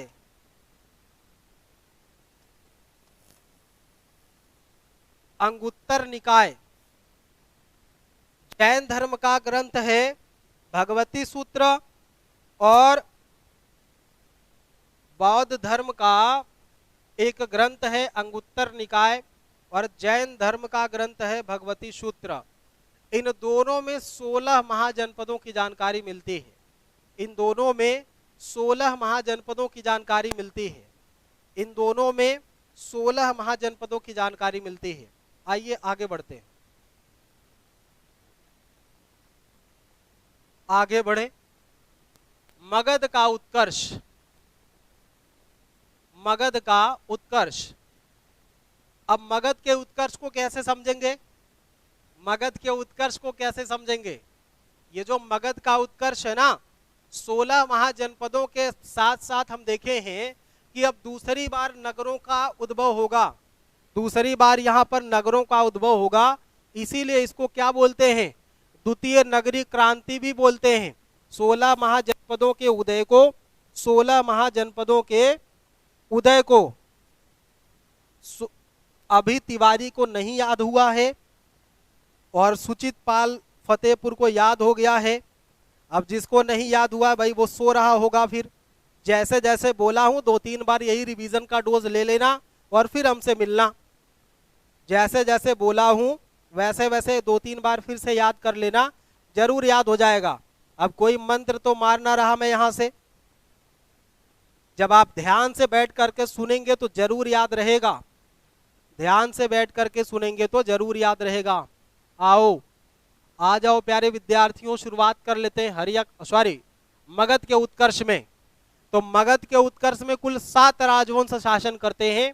शासन करने वाला जो पहला राजवंश था उसे हम हर्यक वंश कहते हैं, और हर्यक वंश का संस्थापक बिंबिसार था। बोलो हर्यक वंश का संस्थापक कौन? बिंबिसार। और बिंबिसार ने ही वास्तव में मगध में एक राजनीतिक शक्ति को स्थापित करने का प्रयास किया था। बिंबिसार के काल में प्रसिद्ध वैद्य, ये वैद्य लिखा है लेकिन ये वैद्य होगा, ये वैद्य होगा, वास्तुकार महागोविंद, ठीक है। प्रसिद्ध वैद्य जीवक, अरे भैया ये जीवन नहीं है, ये जीवक है। मैं लिख दे रहा हूं जीवक। क्या लिख दिया भाई? जीवक। यहां पे जीवन लिखा था, टाइपिंग मिस्टेक थी, सुधार लीजिए। बिंबिसार के समय में ही एक वैद्य हुआ करते थे जिनका नाम था जीवक, जिनका नाम जीवक था। और एक वास्तुकार थे जिनका नाम था महागोविंद, वास्तुकार थे महागोविंद। और एक वैद्य थे, वैद्य जिनका नाम था जीवक, ठीक है। अब बिंबिसार ने साम्राज्य का विस्तार करने के लिए, बिंबिसार ने साम्राज्य का विस्तार करने के लिए वैवाहिक संबंधों का सहारा लिया। कौन से संबंधों का सहारा लिया भाई? वैवाहिक संबंधों का सहारा लिया। कौशल के राजा महाकौशल की पुत्री महाकौशला से इसने विवाह किया, जो प्रसेनजीत की बहन, जो प्रसेनजीत की बहन थी। विवाह में मगध को 1 लाख वार्षिक आय वाला काशी का ग्राम, ये देखो काशी ऐसे लिखा गया लेकिन यहाँ पे बड़ा वाला सा होगा, टाइपिंग इधर से थोड़ी सी मिस्टेक है, इसीलिए कल मैंने आपसे कहा था कि हम इसका पीडीएफ आपको नहीं प्रोवाइड करवाएंगे क्योंकि टाइपिंग ठीक नहीं है, टाइपिंग इसमें अशुद्धियां हैं काफी। शुद्ध करवा के तो फिर आपको अपडेट कर दिया जाएगा, शुद्ध करा के फिर अपडेट कर दिया जाएगा। देखो दूसरा विवाह वैशाली के लिच्छवी राजा चेटक की पुत्री चेलना के साथ किया था। और तीसरा विवाह मध्य देश की राजकुमारी क्षेमा के साथ किया था। तो पहला विवाह महाकौशला से, दूसरा विवाह चेलना से और तीसरा विवाह क्षेमा से किया था। 3 विवाह करता है कौन? बिंबिसार। और हाँ, बिंबिसार के बारे में यह बात याद रखनी है कि बिंबिसार ऐसा शासक था जिसने अपने वैवाहिक संबंधों के सहारे साम्राज्य को विस्तारित किया। इसकी हत्या करने के बाद, हाँ एक बात देखना कि इसे पितृहंता वंश भी कहते हैं, हर्यक वंश को पितृहंता वंश भी कहते हैं। जितने भी शासक हुए हैं सभी ने अपने पिता की हत्या करके तब सत्ता को प्राप्त किया है। अब बिंबिसार की हत्या के बाद अजातशत्रु गद्दी पर बैठा 493 से लेकर के 461 ईसा पूर्व तक।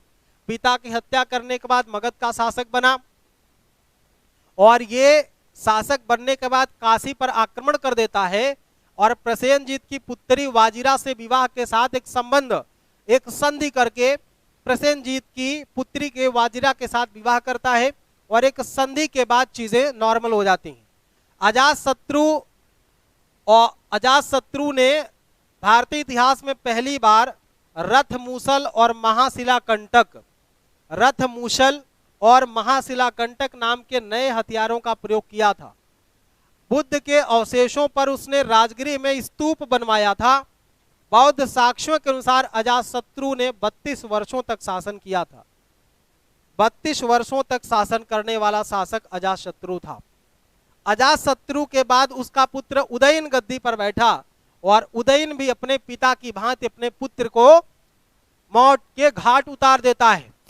जैसे बिंबिसार की हत्या अजातशत्रु ने किया वैसे ही उसका पुत्र उदयन अपने पिता की हत्या करके 461 ईसा पूर्व में गद्दी पर बैठा, 45 तक रहता है।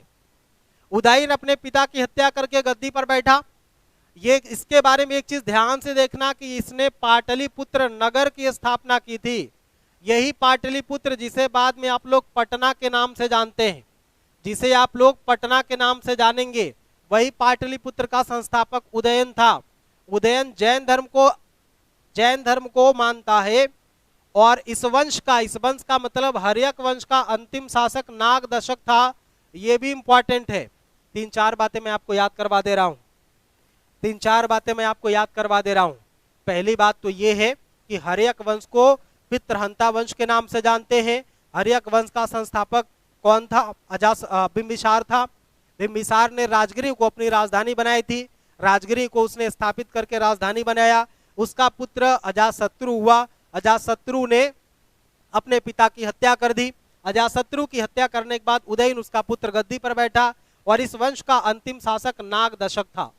शिशुनाग नामक एक व्यक्ति को, एक योग्य अमात्य को उदयन के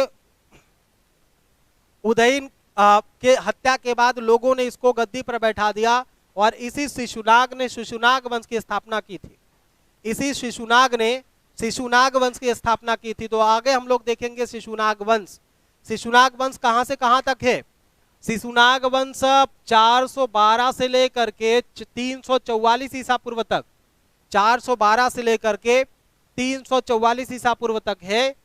ये शिशुनाग जो है ये अवंती और वत्स इन दोनों पर अधिकार कर लिया था। मतलब जो 16 महाजनपद थे उनमें से एक अवंती था और एक वत्स था। इन दोनों पर इसने अधिकार कर लिया, वत्सराज पर अधिकार कर लिया था। शिशुनाग ने अपनी दूसरी राजधानी वैशाली को बनाई। बिंबिसार ने राजगिरी को स्थापित किया था। बिंबिसार ने राजगिरी की स्थापना की थी। अजातशत्रु मगध के शासक के रूप में प्रसारित है। उदयन ने पाटलिपुत्र नामक नगर बसाया था।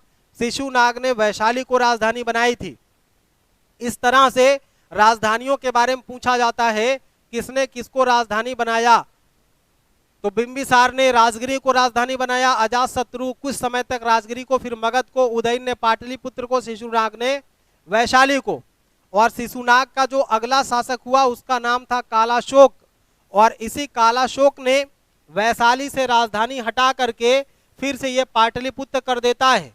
वैशाली से राजधानी हटा करके फिर से पाटलिपुत्र को राजधानी बना दिया। बहुत ही इंपॉर्टेंट बात है, बहुत ही इंपॉर्टेंट बात है। आपसे पूछा जाएगा कि किस एक शासक ने वैशाली से राजधानी हटा करके पाटलिपुत्र ले गया? तो क्या नाम बताएंगे? कालाशोक। क्या नाम बताएंगे? कालाशोक। अगला एक वंश है जिसे आप नंद वंश कहते हैं। 344 से 322 ईसा पूर्व तक इसकी स्थापना महापद्म नंद करता है। महापद्म नंद की एक उपाधि थी, महापद्म नंद। एक राट बोला गया है, ये एक क्षेत्र गलत लिखा गया है। एक राट इसकी उपाधि थी। एक राट, महापद्म नंद को एक राट कहा जाता है। महापद्म नंद के 8 पुत्रों में घनानंद सिकंदर का समकालीन था और यही सबसे गजब का शासक हुआ नंद वंश का, जिसके चाणक्य का जिसके साथ दिक्कत हुआ था। ये जो घनानंद है, घनानंद को जो यूनानी लेखक है वो अग्र नीच के नाम से संबोधित करते हैं। अग्र नीच के नाम से संबोधित करते हैं। घनानंद के समय ही भारत के पश्चिमोत्तर एरिया पर सिकंदर का आक्रमण हुआ था और इसी के बाद 322 ईसा पूर्व में चंद्रगुप्त मौर्य अपने गुरु चाणक्य की सहायता से नंद वंश के शासक पर आक्रमण करके घनानंद की हत्या कर देता है और इस तरह से मौर्य वंश की स्थापना हो गई। इस तरह से किस वंश की स्थापना हो गई? मौर्य वंश की स्थापना हो गई। अब एक बात ध्यान से समझो बात कि मौर्य वंश के बारे में क्या क्या समझना है। एक तो मौर्य वंश के संस्थापक चंद्रगुप्त मौर्य जैन धर्म से संबंधित थे, बिंदुसार आजीवक संप्रदाय से संबंधित था और अशोक बौद्ध धर्म से संबंधित था। अशोक बौद्ध धर्म से संबंधित था। अब चंद्रगुप्त मौर्य के बारे में कुछ बातें देखते हैं। चंद्रगुप्त मौर्य के बारे में कुछ बातें देखते हैं। स्क्रीनशॉट करना चाहे तो कर लीजिए।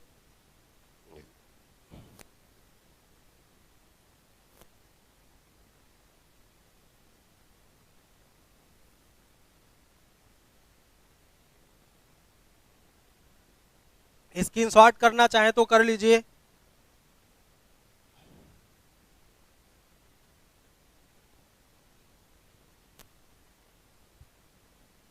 आ जाओ बच्चों, आ जाओ प्यारे बालकों, एक बार फिर से आ जाते हैं, एक बार फिर से आ जाते हैं। मौर्य चंद्रगुप्त मौर्य की बात करनी है, चंद्रगुप्त मौर्य की बात करनी है। तो चंद्रगुप्त मौर्य के बारे में क्या बात करेंगे, आइए देखते हैं। चंद्रगुप्त मौर्य के बारे में यह समझना है कि ये जो चंद्रगुप्त मौर्य हैं, ये जो चंद्रगुप्त मौर्य हैं, चंद्रगुप्त मौर्य 322 ईसा पूर्व में ये मगध की गद्दी पर बैठते हैं। सिकंदर के सेनापति सेल्यूकस निकेटर के साथ इनका 305 ईसा पूर्व में 305 ईसा पूर्व में युद्ध हुआ, जिसमें सेल्यूकस की पराजय हुई थी। सेल्यूकस निकेटर ने अपनी पुत्री हेलेना का विवाह चंद्रगुप्त मौर्य के साथ किया था और 4 प्रांत इसने इसको दहेज के रूप में दिया था। तो ऐसा नहीं है कि भारत में अंतरराष्ट्रीय विवाह का प्रचलन नहीं था, भारत में अंतरराष्ट्रीय विवाह का प्रचलन था, भारत में अंतरराष्ट्रीय विवाह का प्रचलन था। अब इसके बदले में चंद्रगुप्त मौर्य ने 500 हाथी उपहार स्वरूप दिया था, 500 हाथी उपहार स्वरूप दिया। जस्टिन नाम का एक इतिहासकार है जिसने चंद्रगुप्त मौर्य के सेना को डाकुओं का गिरोह कहा है। जस्टिन ऐसा इतिहासकार है जिसने चंद्रगुप्त मौर्य के सेना को डाकुओं का गिरोह कहा है और कहता है कि यह लगभग 3.5 लाख सेना लेकर के 6 लाख सेना लेकर के पूरे भारत को रौट डाला था। जूनागढ़ में, जूनागढ़ कहाँ पे है, गुजरात में है।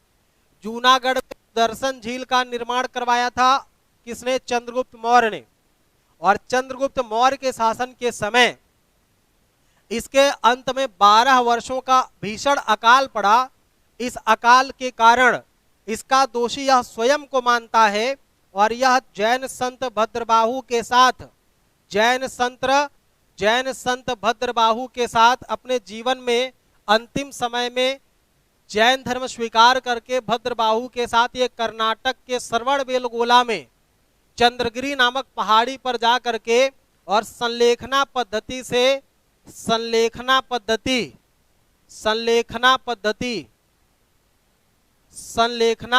के माध्यम से अपने प्राण त्यागता है, संलेखना पद्धति के माध्यम से प्राण त्यागता है।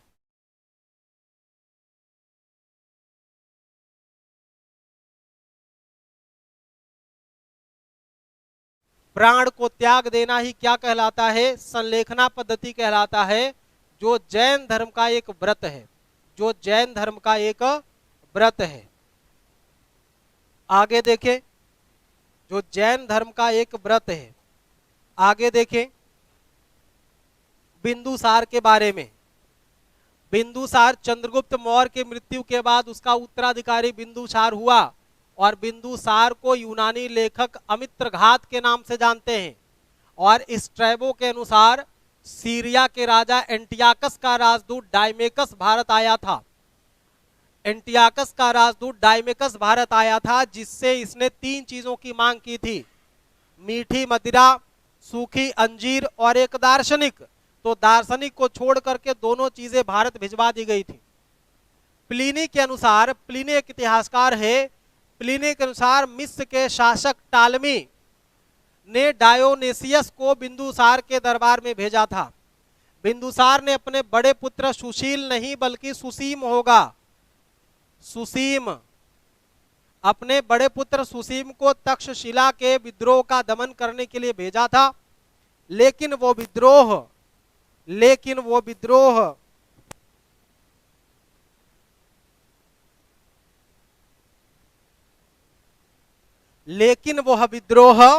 दमन नहीं कर पाया, या फिर से यहाँ पे विद्रोह की स्थिति आ जाती है, फिर से यहाँ पर विद्रोह की स्थिति आ जाती है।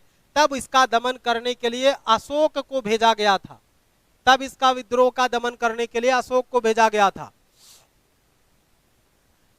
बिंदुसार का राज्यपाल नियुक्त किया, इसको ध्यान मत दीजिए, बिंदुसार के समय तक्षशिला में विद्रोह हुआ, इस बात को ध्यान देंगे। तक्षशिला ऐसे लिखा जाएगा, वो गलत लिखा गया है, सही इस तरह से लिखा जाएगा तक्षशिला। तो पहली तो सुसीम को भेजा गया, दूसरी बार अशोक को भेजा गया था। बिंदुसार आजीवक संप्रदाय का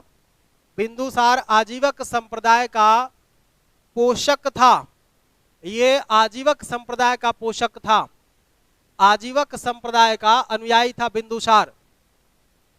दिव्यावदान माला एक ग्रंथ है, दिव्यावदान माला एक ग्रंथ है। इस ग्रंथ से पता चलता है कि बिंदुसार के राज्यसभा में आजीवक संप्रदाय का एक ज्योतिषी निवास करता था। यहाँ पे फड़वा सा है भाई, यहाँ पे फड़वा सा है, ठीक है। ज्योतिषी निवास करता था। तिब्बतीय बौद्ध भिक्षु तारानाथ के अनुसार चाणक्य बिंदुसार के काल के मंत्री थे, चाणक्य बिंदुसार के काल के मंत्री थे। हालांकि ये तो वास्तव में चंद्रगुप्त मौर्य के मंत्री थे, बाद में बिंदुसार के भी कुछ समय तक हुए थे। आगे अगला शासक है अशोक।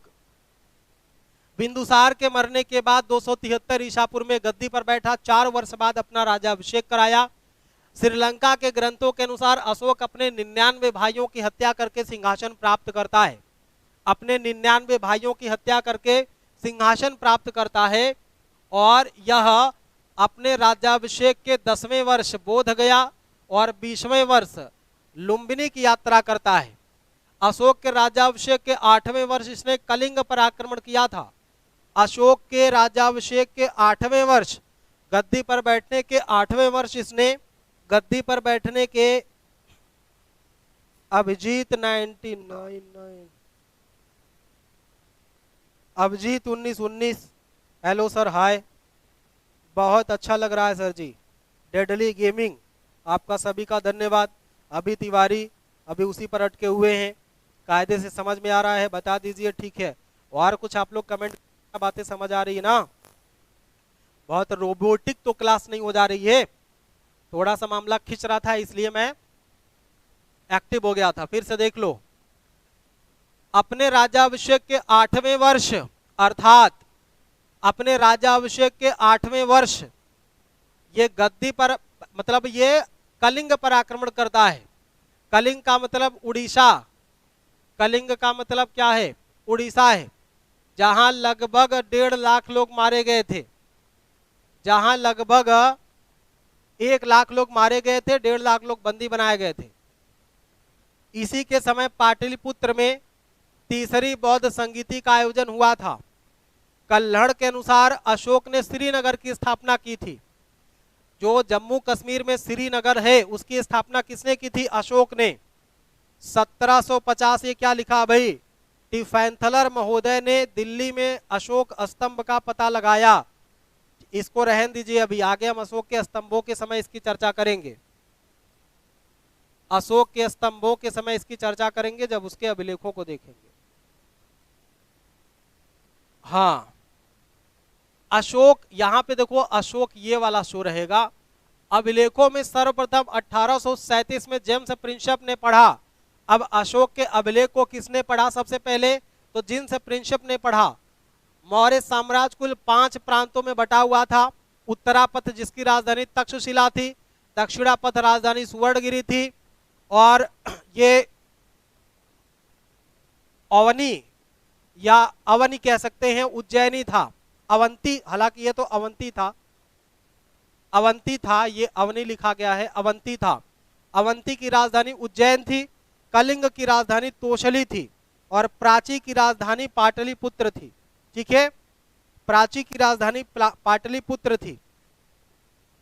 अशोक के 13वें शिलालेख में, अशोक के 13वें शिलालेख में कलिंग के युद्ध का वर्णन किया गया है, और इलाहाबाद स्तंभ लेख को रानी का अभिलेख भी कहते हैं। कलिंग विजय का वर्णन 13वें शिलालेख में किया गया, इस बात को ध्यान रखना। अशोक ने जो धम्म की परिभाषा दी है वो राहुलोवाद सूत्र में दिया गया है, बौद्ध ग्रंथ में। बौद्ध भिक्षु उपगुप्त ने अशोक को बौद्ध धर्म के बारे में दीक्षा दी थी, और उपगुप्त मथुरा का यह बौद्ध भिक्षु था, उपगुप्त मथुरा का एक बौद्ध भिक्षु था। आगे बढ़िए, मौर्य प्रशासन से जुड़ा हुआ मामला है। मौर्य प्रशासन में जो गूढ़ पुरुष हुआ करते थे उन्हें गुप्तचरों को गूढ़ पुरुष कहा जाता था। कौटिल्य ने अर्थशास्त्र में कुल 9 प्रकार के दासों का वर्णन किया है। इसके अलावा कृषि, पशुपालन और वाणिज्य को अर्थशास्त्र में वार्ताजीवी माने वार्ताजीवी, इसे कहेंगे शास्त्रावार्ताविजीवी, वार्ताविजीवी के नाम से जानते हैं। किसमें किसको किसको?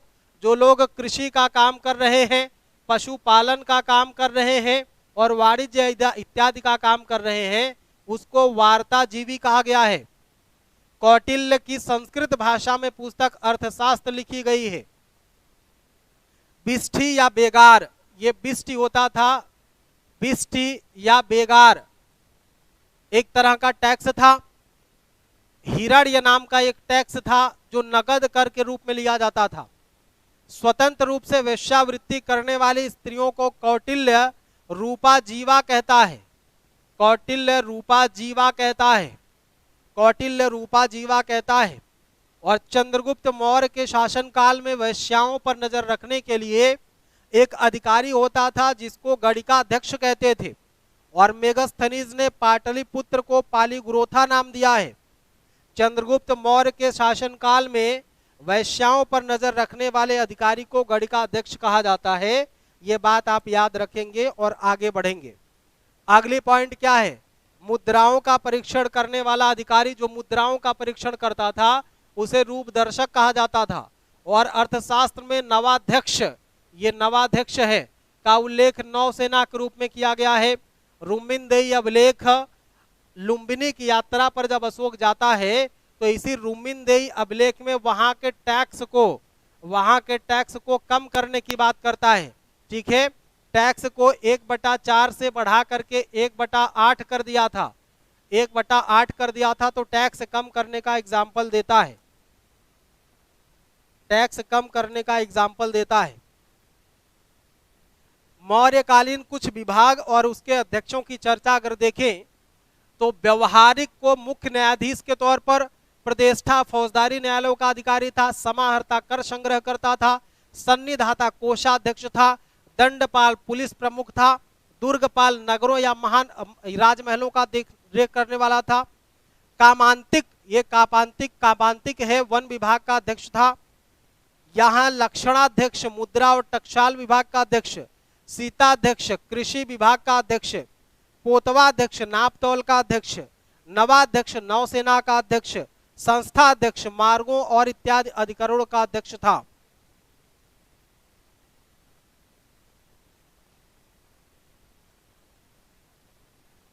आइए अब गुप्त साम्राज्य की चर्चा करते हैं। ये बात बताइए कि रिवीजन हो रहा है कि नहीं हो रहा आपका? रिवीजन हो रहा है कि नहीं हो रहा आप सभी का? एक बार जल्दी से कमेंट करके बताओ कि ठीक ठाक से रिवीजन हो रहा है ना? रिवीजन अच्छे से हो रहा है कि नहीं हो रहा है? एक बार कमेंट करके बताओ रिवीजन हो रहा है कि ठीक से कि नहीं हो रहा है? रिवीजन ठीक से हो रहा है कि नहीं हो रहा है?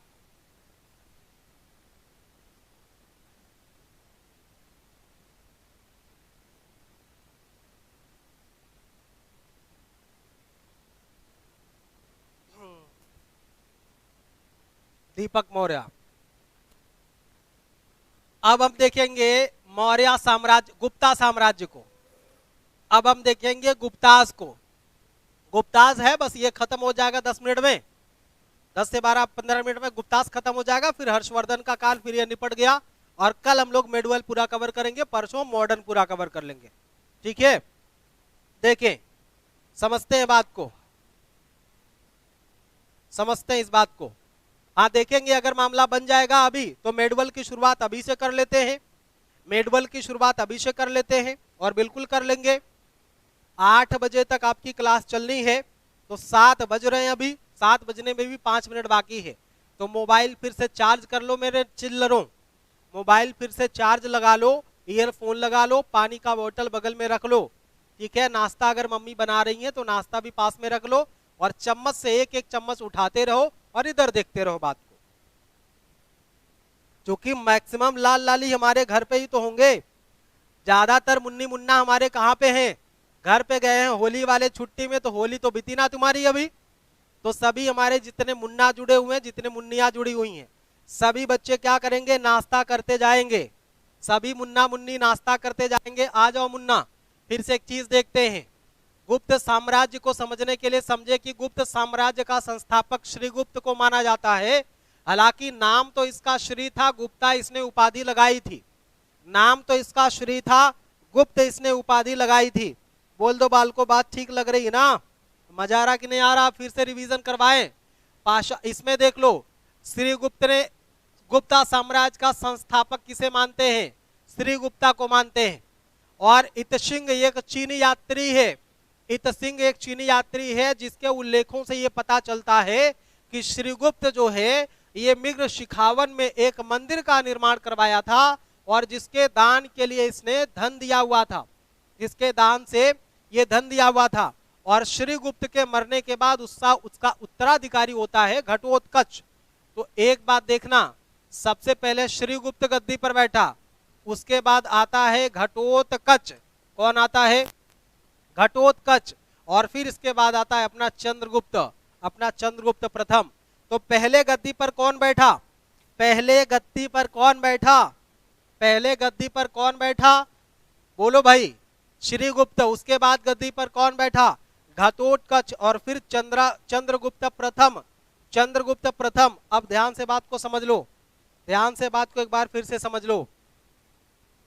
चंद्रगुप्त प्रथम,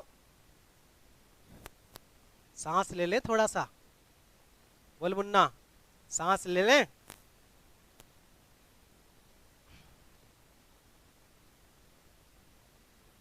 सचित पटेल, सुचित पटेल पाल कह रहे हैं कि इलाहाबाद में है। अभी तिवारी मुन्नी की बात पे हंस पड़े हैं।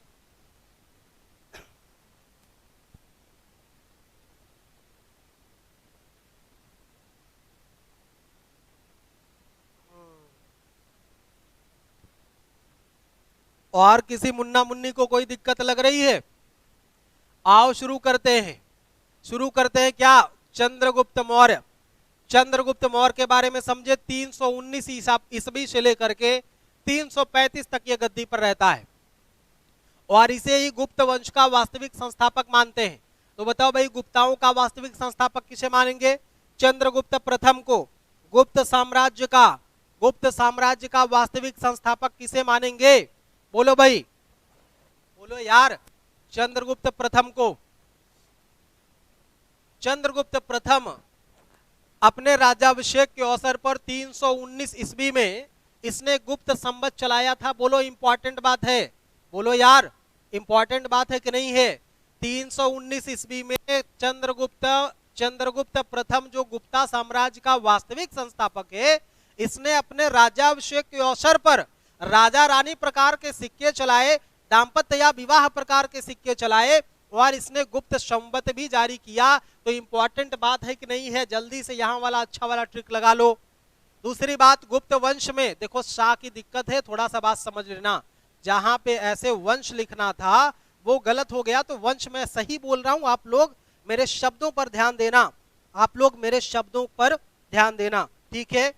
आओ, गुप्त वंश में ही सर्वप्रथम चंद्रगुप्त मौर्य ने चांदी के मुद्राओं का प्रचलन किया। बहुत ही चमकदार पॉइंट है विद्यार्थियों, बहुत ही धारदार पॉइंट है, लहरदार पॉइंट है। पहली लहरदार पॉइंट क्या? पहली लहरदार पॉइंट ये कि गुप्त संवत को शुरुआत किया था चंद्रगुप्त प्रथम ने 319 में। और दूसरी झटकेदार पॉइंट क्या है कि चांदी की मुद्राओं को प्रचलित करने वाला पहला गुप्त शासक कौन है?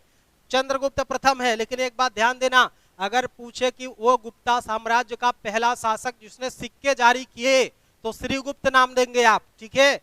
सिक्के या मुद्रा जारी करने वाला पहला गुप्त शासक श्रीगुप्त था, पहला गुप्त शासक श्रीगुप्त था। सिक्के या मुद्रा को जारी करने वाला पहला शासक कौन था? श्रीगुप्त था। लेकिन चांदी के सिक्के को चलाने वाला पहला गुप्त शासक कौन था? चंद्रगुप्त प्रथम था। आगे मुद्रा साक्ष्यों से पता चलता है कि चंद्रगुप्त प्रथम लिच्छवी राजकुमारी कुमार देवी के साथ विवाह किया, कुमार देवी के साथ विवाह किया। आगे बढ़े, समुद्रगुप्त। अब समुद्रगुप्त से दो तीन बात यहां पे याद रखना। कि चंद्रगुप्त प्रथम के बाद उसका उत्तराधिकारी बना समुद्रगुप्त, और समुद्रगुप्त जो है इसने साम्राज्य का बेहतर विस्तार किया। समुद्रगुप्त ने प्रयाग प्रशस्ति से यह जुड़ा हुआ व्यक्ति है, प्रयाग प्रशस्ति में समुद्रगुप्त के विजयों का उल्लेख किया गया है, और इसने समुद्रगुप्त जो है, विसेंट आर्थर स्मिथ ने समुद्रगुप्त के बारे में कहा यह भारत का नेपोलियन है। इसकी विजयों को देख करके समुद्रगुप्त को भारत का नेपोलियन कहा जाता है। बहुत ही लहरदार पॉइंट है, बहुत ही लहरदार पॉइंट है, इंपॉर्टेंट का टिक कर लेना, इंपॉर्टेंट का टिक कर लेना सभी मुन्ना मुन्नी, इंपॉर्टेंट का टिक कर लेना कि भारत का नेपोलियन किसे कहते हैं, तो समुद्रगुप्त को। अब समुद्रगुप्त के बाद जो व्यक्ति गद्दी पर बैठा उसका नाम था चंद्रगुप्त द्वितीय, और इसी को विक्रमादित्य की उपाधि दी गई है। इसी को किसकी उपाधि दी गई है? विक्रमादित्य की उपाधि दी गई है। समुद्रगुप्त के बाद ये गद्दी पर बैठता है, और इसने कुबेर नागा से विवाह किया था, इसने कुबेर नागा से विवाह किया था, और अपनी पुत्री प्रभावती का विवाह वाकाटक नरेश रुद्रसेन से किया था। इसने चंद्रगुप्त द्वितीय ने अपनी पुत्री का विवाह वाकाटक शासक रुद्रसेन से किया हुआ था। चंद्रगुप्त द्वितीय ने शकों को पराजित करने के उपलक्ष्य में विक्रमादित्य की उपाधि धारण की थी और चांदी के सिक्के चलाए थे। चंद्रगुप्त द्वितीय के शासन में 399 से 414 ईस्वी तक फाहियान चीनी यात्री था जो भारत की यात्रा पर आया था, चीनी यात्री था जो भारत की यात्रा करने आया था, और इसकी राजधानी अर्थात चंद्रगुप्त द्वितीय की राजधानी कहाँ थी भाई? उज्जैन थी। चंद्रगुप्त द्वितीय की राजधानी कहाँ थी? उज्जैन थी। आगे बढ़ते हैं। इसी चंद्रगुप्त के उज्जैनी के दरबार में 9 विद्वानों की मंडली निवास करती थी जिसे नवरत्न कहते थे। 9 विद्वानों की मंडली निवास करती थी जिसे नवरत्न कहते थे। बताओ नवरत्नों का नाम समझ में आ रहा भैया? नवरत्नों का नाम समझ में आ रहा सभी को? नवरत्नों का नाम सभी को समझ में आ रहा है क्या? पहले रतन थे कालिदास, दूसरे रतन धन्वंतरी, तीसरे रतन वराहमिहिर, चौथे वररुचि, छपड़क, शंकु, अमर सिंह, बेताल भट्ट और घटकरपर। कितने थे? कालिदास, धन्वंतरी, वराहमिहिर, वरुचि और छपड़क, शंकु, अमर सिंह, बेताल भट्ट और घटकरपर। ये कुल 9 लोग थे। कितने लोग थे भाई? 9 लोग थे। चंद्रगुप्त द्वितीय का पुत्र कुमारगुप्त गद्दी पर बैठता है। इसी के समय सर्वाधिक अभिलेख मिलते हैं। देखिए कुमारगुप्त के वेनशांग ने कुमारगुप्त का नाम शक्रादित्य बताया है। शक्रादित्य ऐसे रहेगा, शक्रादित्य बताया है। कुमारगुप्त ने एक अश्वमेध यज्ञ किया और नालंदा विश्वविद्यालय की स्थापना करवाई। इंपॉर्टेंट बात है, नालंदा विश्वविद्यालय का संस्थापक कौन है? कुमारगुप्त है। नालंदा विश्वविद्यालय का संस्थापक कौन है? कुमारगुप्त है। और बिलसड़ स्तंभ लेख में सूर्य मंदिर बनाए जाने का उल्लेख किया गया है जो कुमारगुप्त से संबंधित है। और कुमारगुप्त के मरने के बाद उसका उत्तराधिकारी बनता है जिसे हम अस्कंदगुप्त कहते हैं, जिसे हम अस्कंदगुप्त के नाम से जानते हैं। और अस्कंदगुप्त के बारे में कुछ बात अगर समझें आप तो अस्कंदगुप्त जो है कुमारगुप्त का उत्तराधिकारी है। जूनागढ़ अभिलेख में अस्कंदगुप्त के बारे में कहा जाता है इसने सुदर्शन झील पर भी काम करवाया था, पुनर्निर्माण करवाया था। वैसे सुदर्शन झील का निर्माण तो चंद्रगुप्त मौर्य ने कराया था, सुदर्शन झील का निर्माण तो चंद्रगुप्त मौर्य ने करवाया था।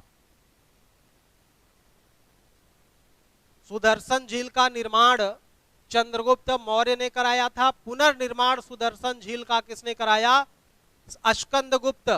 और बाद में अशोक भी करवाता है। तो 3 अशोक, देखो सुदर्शन झील से जुड़े हुए जो लोग हैं, अशोक है, पहले तो चंद्रगुप्त मौर्य है, फिर अशोक है, और फिर क्या है? अस्कंदगुप्त है।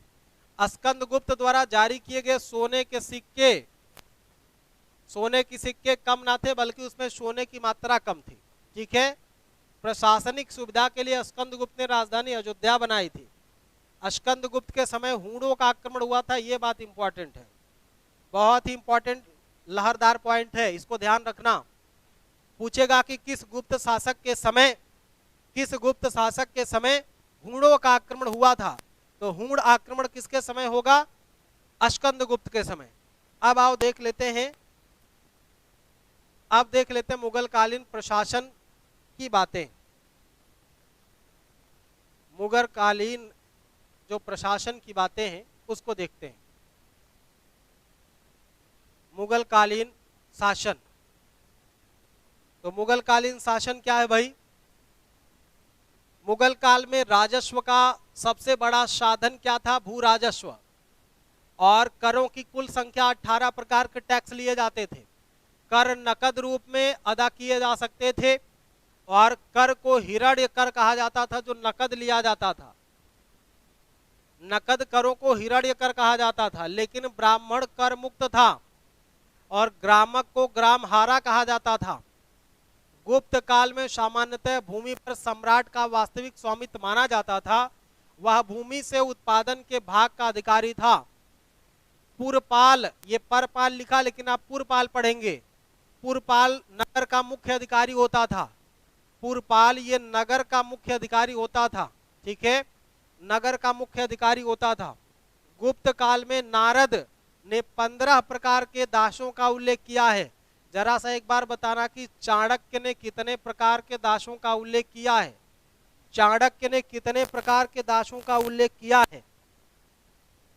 मैं आपका कमेंट देख रहा हूं मेरे मुन्ना मुन्नियों, और इस कमेंट में जल्दी से आप लोग करके बताएं कि चाणक्य कितने प्रकार के दासों का उल्लेख करता है। कहो तो ऑप्शन दे दूं मैं, 9 प्रकार, 10 प्रकार, 12 प्रकार या 14 प्रकार। कितने प्रकार के दासों का उल्लेख है? जल्दी से कमेंट करके बताएंगे आप सभी कि चाणक्य ने कितने प्रकार के दासों का उल्लेख किया है। चाणक्य ने कितने प्रकार के दासों का उल्लेख किया है?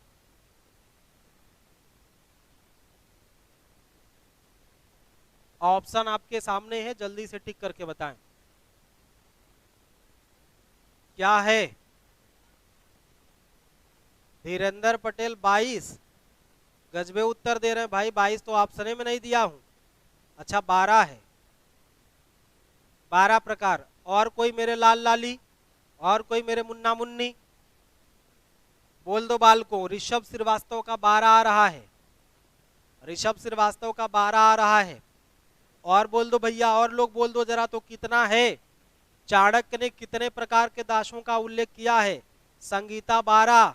संगीता तुमको हम डिलीट मार देंगे, यहां से बता रहे हैं, डिलीट मारेंगे तुमको हम। नितेश 12। अरे क्या लोग तुम लोग यार 12 की गुट्टी पी करके बैठे हो? अरे अभी जस्ट पीछे बता करके तो निकला हूं मैं। डेडली गेमिंग कुछ बात करके डिलीट कर दिए हैं। 9 प्रकार के दासों का उल्लेख ना बताया हूं क्या अभी भाई? 9 प्रकार के दासों का नहीं बताया हूं? बोलो 9 प्रकार दास ना बताया हूं अभी? कि 9 प्रकार के दासों का उल्लेख किया है चाणक्य ने। कितने प्रकार का?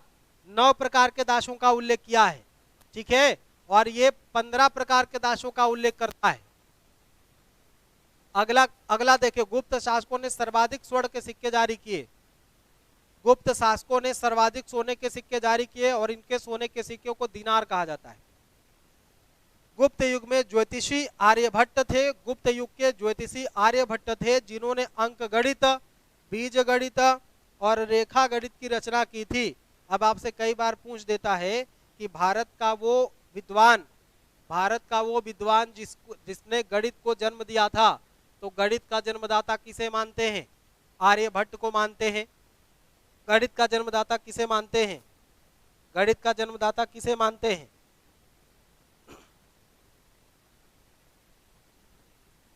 यार तुम लोग बहुत ही उल्टा सीधा आंसर कर रहे हो भाई।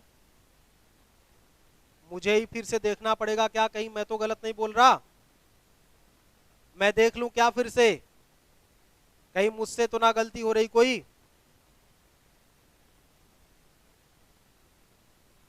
जल्दी से बताओ एक बार फिर से।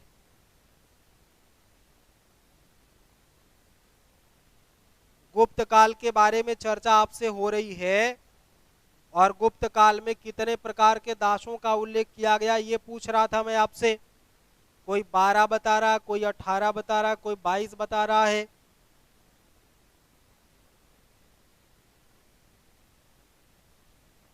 कितने प्रकार का? अभी आगे मैं बता करके निकला था यार, 9 प्रकार के दासों का। चाणक्य कुल 9 प्रकार के दासों का मौर्य काल में ना, सॉरी मौर्य काल की बात किया था मैं।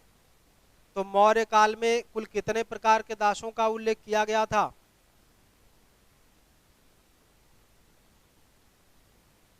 9 प्रकार के दासों का उल्लेख किया गया था। 9 प्रकार के दासों का उल्लेख किया गया था। चलो कोई बात नहीं, वीडियो फिर से रिव्यू करके देख लेना, फिर से पीछे करके देख लेना, वीडियो फिर से पीछे करके देख लेना अभी क्लास के बाद। अभी मत लग जाना उसको देखने के चक्कर में, अभी इसको देखने के चक्कर में ना पड़ जाना बाल को, अभी इसको देखने के चक्कर में ना पड़ जाना। पहले जो बता रहा हूं उसको सुन लो, बात जो बता रहा हूं पहले उसको सुन लीजिए।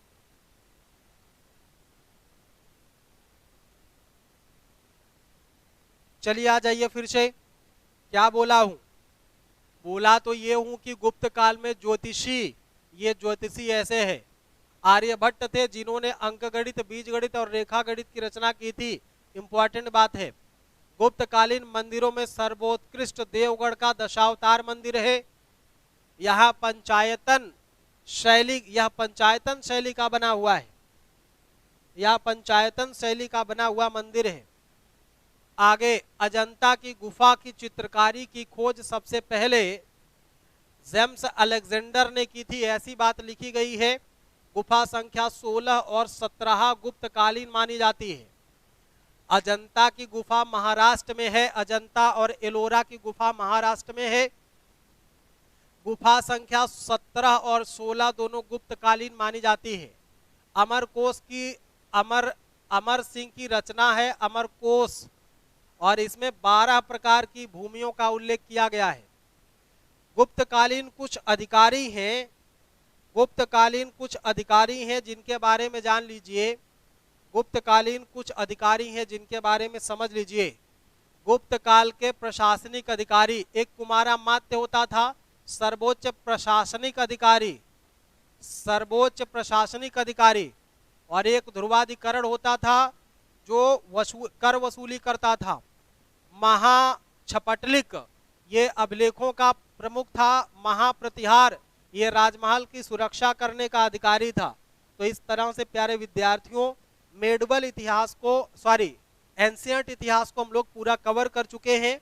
जिस हिसाब से आपसे वादा हुआ था कि medieval modern, medieval ancient, medieval modern को हम लोग कवर करेंगे, उतना हम लोग कवर कर चुके हैं एंशिएंट के पूरे पार्ट को।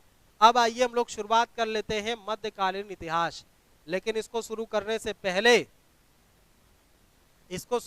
से पहले आपका काम है कि आप लोग कमेंट करके बताओ कि आगे पढ़ना आज ही शुरू कर ले या कल से शुरुआत करें इसकी। आज ही इसको पढ़ाएं या फिर कल इसको शुरू करें। मेडवल कल शुरू करें कि आज ही पढ़ाएं, जल्दी से कमेंट करो। दीपक मौर्य कह रहे हैं कि हम पूरा नहीं देख पाए थे, तो आपको 5 बजे आना चाहिए था, 5 बजे आपको आना चाहिए था। राम लखन 9 प्रकार के सर क्लास कितने बजे से है? 5 बजे से रोज 5 बजे 5 पे लगभग 2-4 मिनट के आगे पीछे 5 बजे से फिक्स है कि 5 बजे से जीएस की क्लास आपको मिलेगी, हिस्ट्री के इंडिविजुअल, उसके बाद ज्योग्राफी, पॉलिटी, साइंस, सबका मैराथन दूंगा धड़ाधड़ बैक करके, ठीक ना, बैक करके एक के बाद एक, ठीक है, एक के बाद एक का होगा। कल से, कुछ लोग आज से।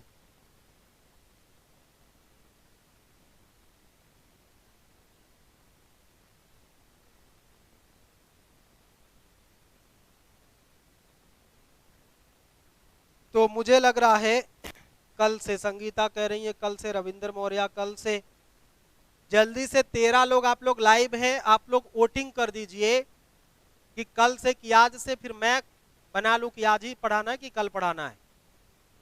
जल्दी सारे लोग कमेंट कर लीजिए, फिर एवरेज में निकालूं। सुचित पाल कल से, बताइए सुचित पाल आप कैसे हैं? फतेहपुर से आप इलाहाबाद में रह रहे हैं, कैसे हैं आप? ठीक हैं? संगीता आपका हालचाल क्या है? आप लोग प्लीज बताएं अपने बारे में। धीरेन्द्र पटेल जी कैसे हैं आप लोग? अपने बारे में बताएं। दीपक बता दीजिए कैसे हैं। धीरेन्द्र आप बताएं क्या हालचाल है आपकी? थोड़ा सा मैं आपसे बातचीत कर लूं, 2 मिनट, 2 मिनट में आपसे बातचीत कर लूं। बताइए आप लोग, किसी भी तरह का कोई प्रश्न अगर पूछना है कोई। हाँ ऋषभ श्रीवास्तव कल से, चलो ठीक है, कल से इसको शुरू करते हैं, लेकिन कुछ बात अगर आपको करनी तो बातचीत कर लीजिए। आपके सभी कमेंट्स को मैं पढ़ रहा हूं, ठीक है? मैं समझ गया, टुमारो से ही चलेंगे हम लोग, कल से ही पढ़ाएंगे इसको, मेडबल को कल से पढ़ाएंगे। धीरेन्द्र कह रहे हैं कि आई एम गुड, बहुत अच्छा कि आप ठीक हैं सर। ठीक है फतेह, ये सुचित पाल भी अच्छे हैं, मस्त हैं, खुश रहिए सभी बच्चे आप लोग। राम लखन कल प्लीज सर, अभी इंग्लिश भी करनी है, नेट खत्म हो जाएगा। हाँ चलिए ठीक, मैं इसीलिए छोड़ रहा हूँ, इसीलिए मैं छोड़ रहा हूँ। सुनील पटेल जी हाँ ठीक है, कल से करवाएंगे। और बताइए सुनील पटेल जी कैसे हैं आप? ठीक है। संगीता भी मस्त हैं। और कहाँ गए बाकी लोग?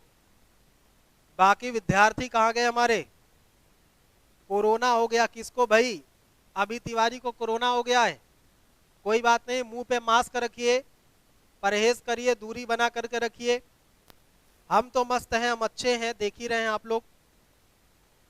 कल कुछ बच्चे नाम वगैरह पूछ रहे थे, मेरे बारे में पूछ रहे थे।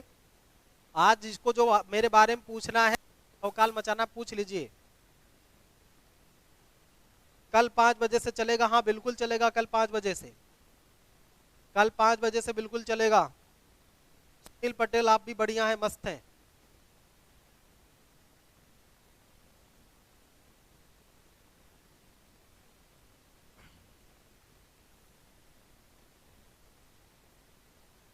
तो चलिए, क्या बोल रहे हैं आप लोग, क्लोज किया जाए आज? क्लोज किया जाए आज?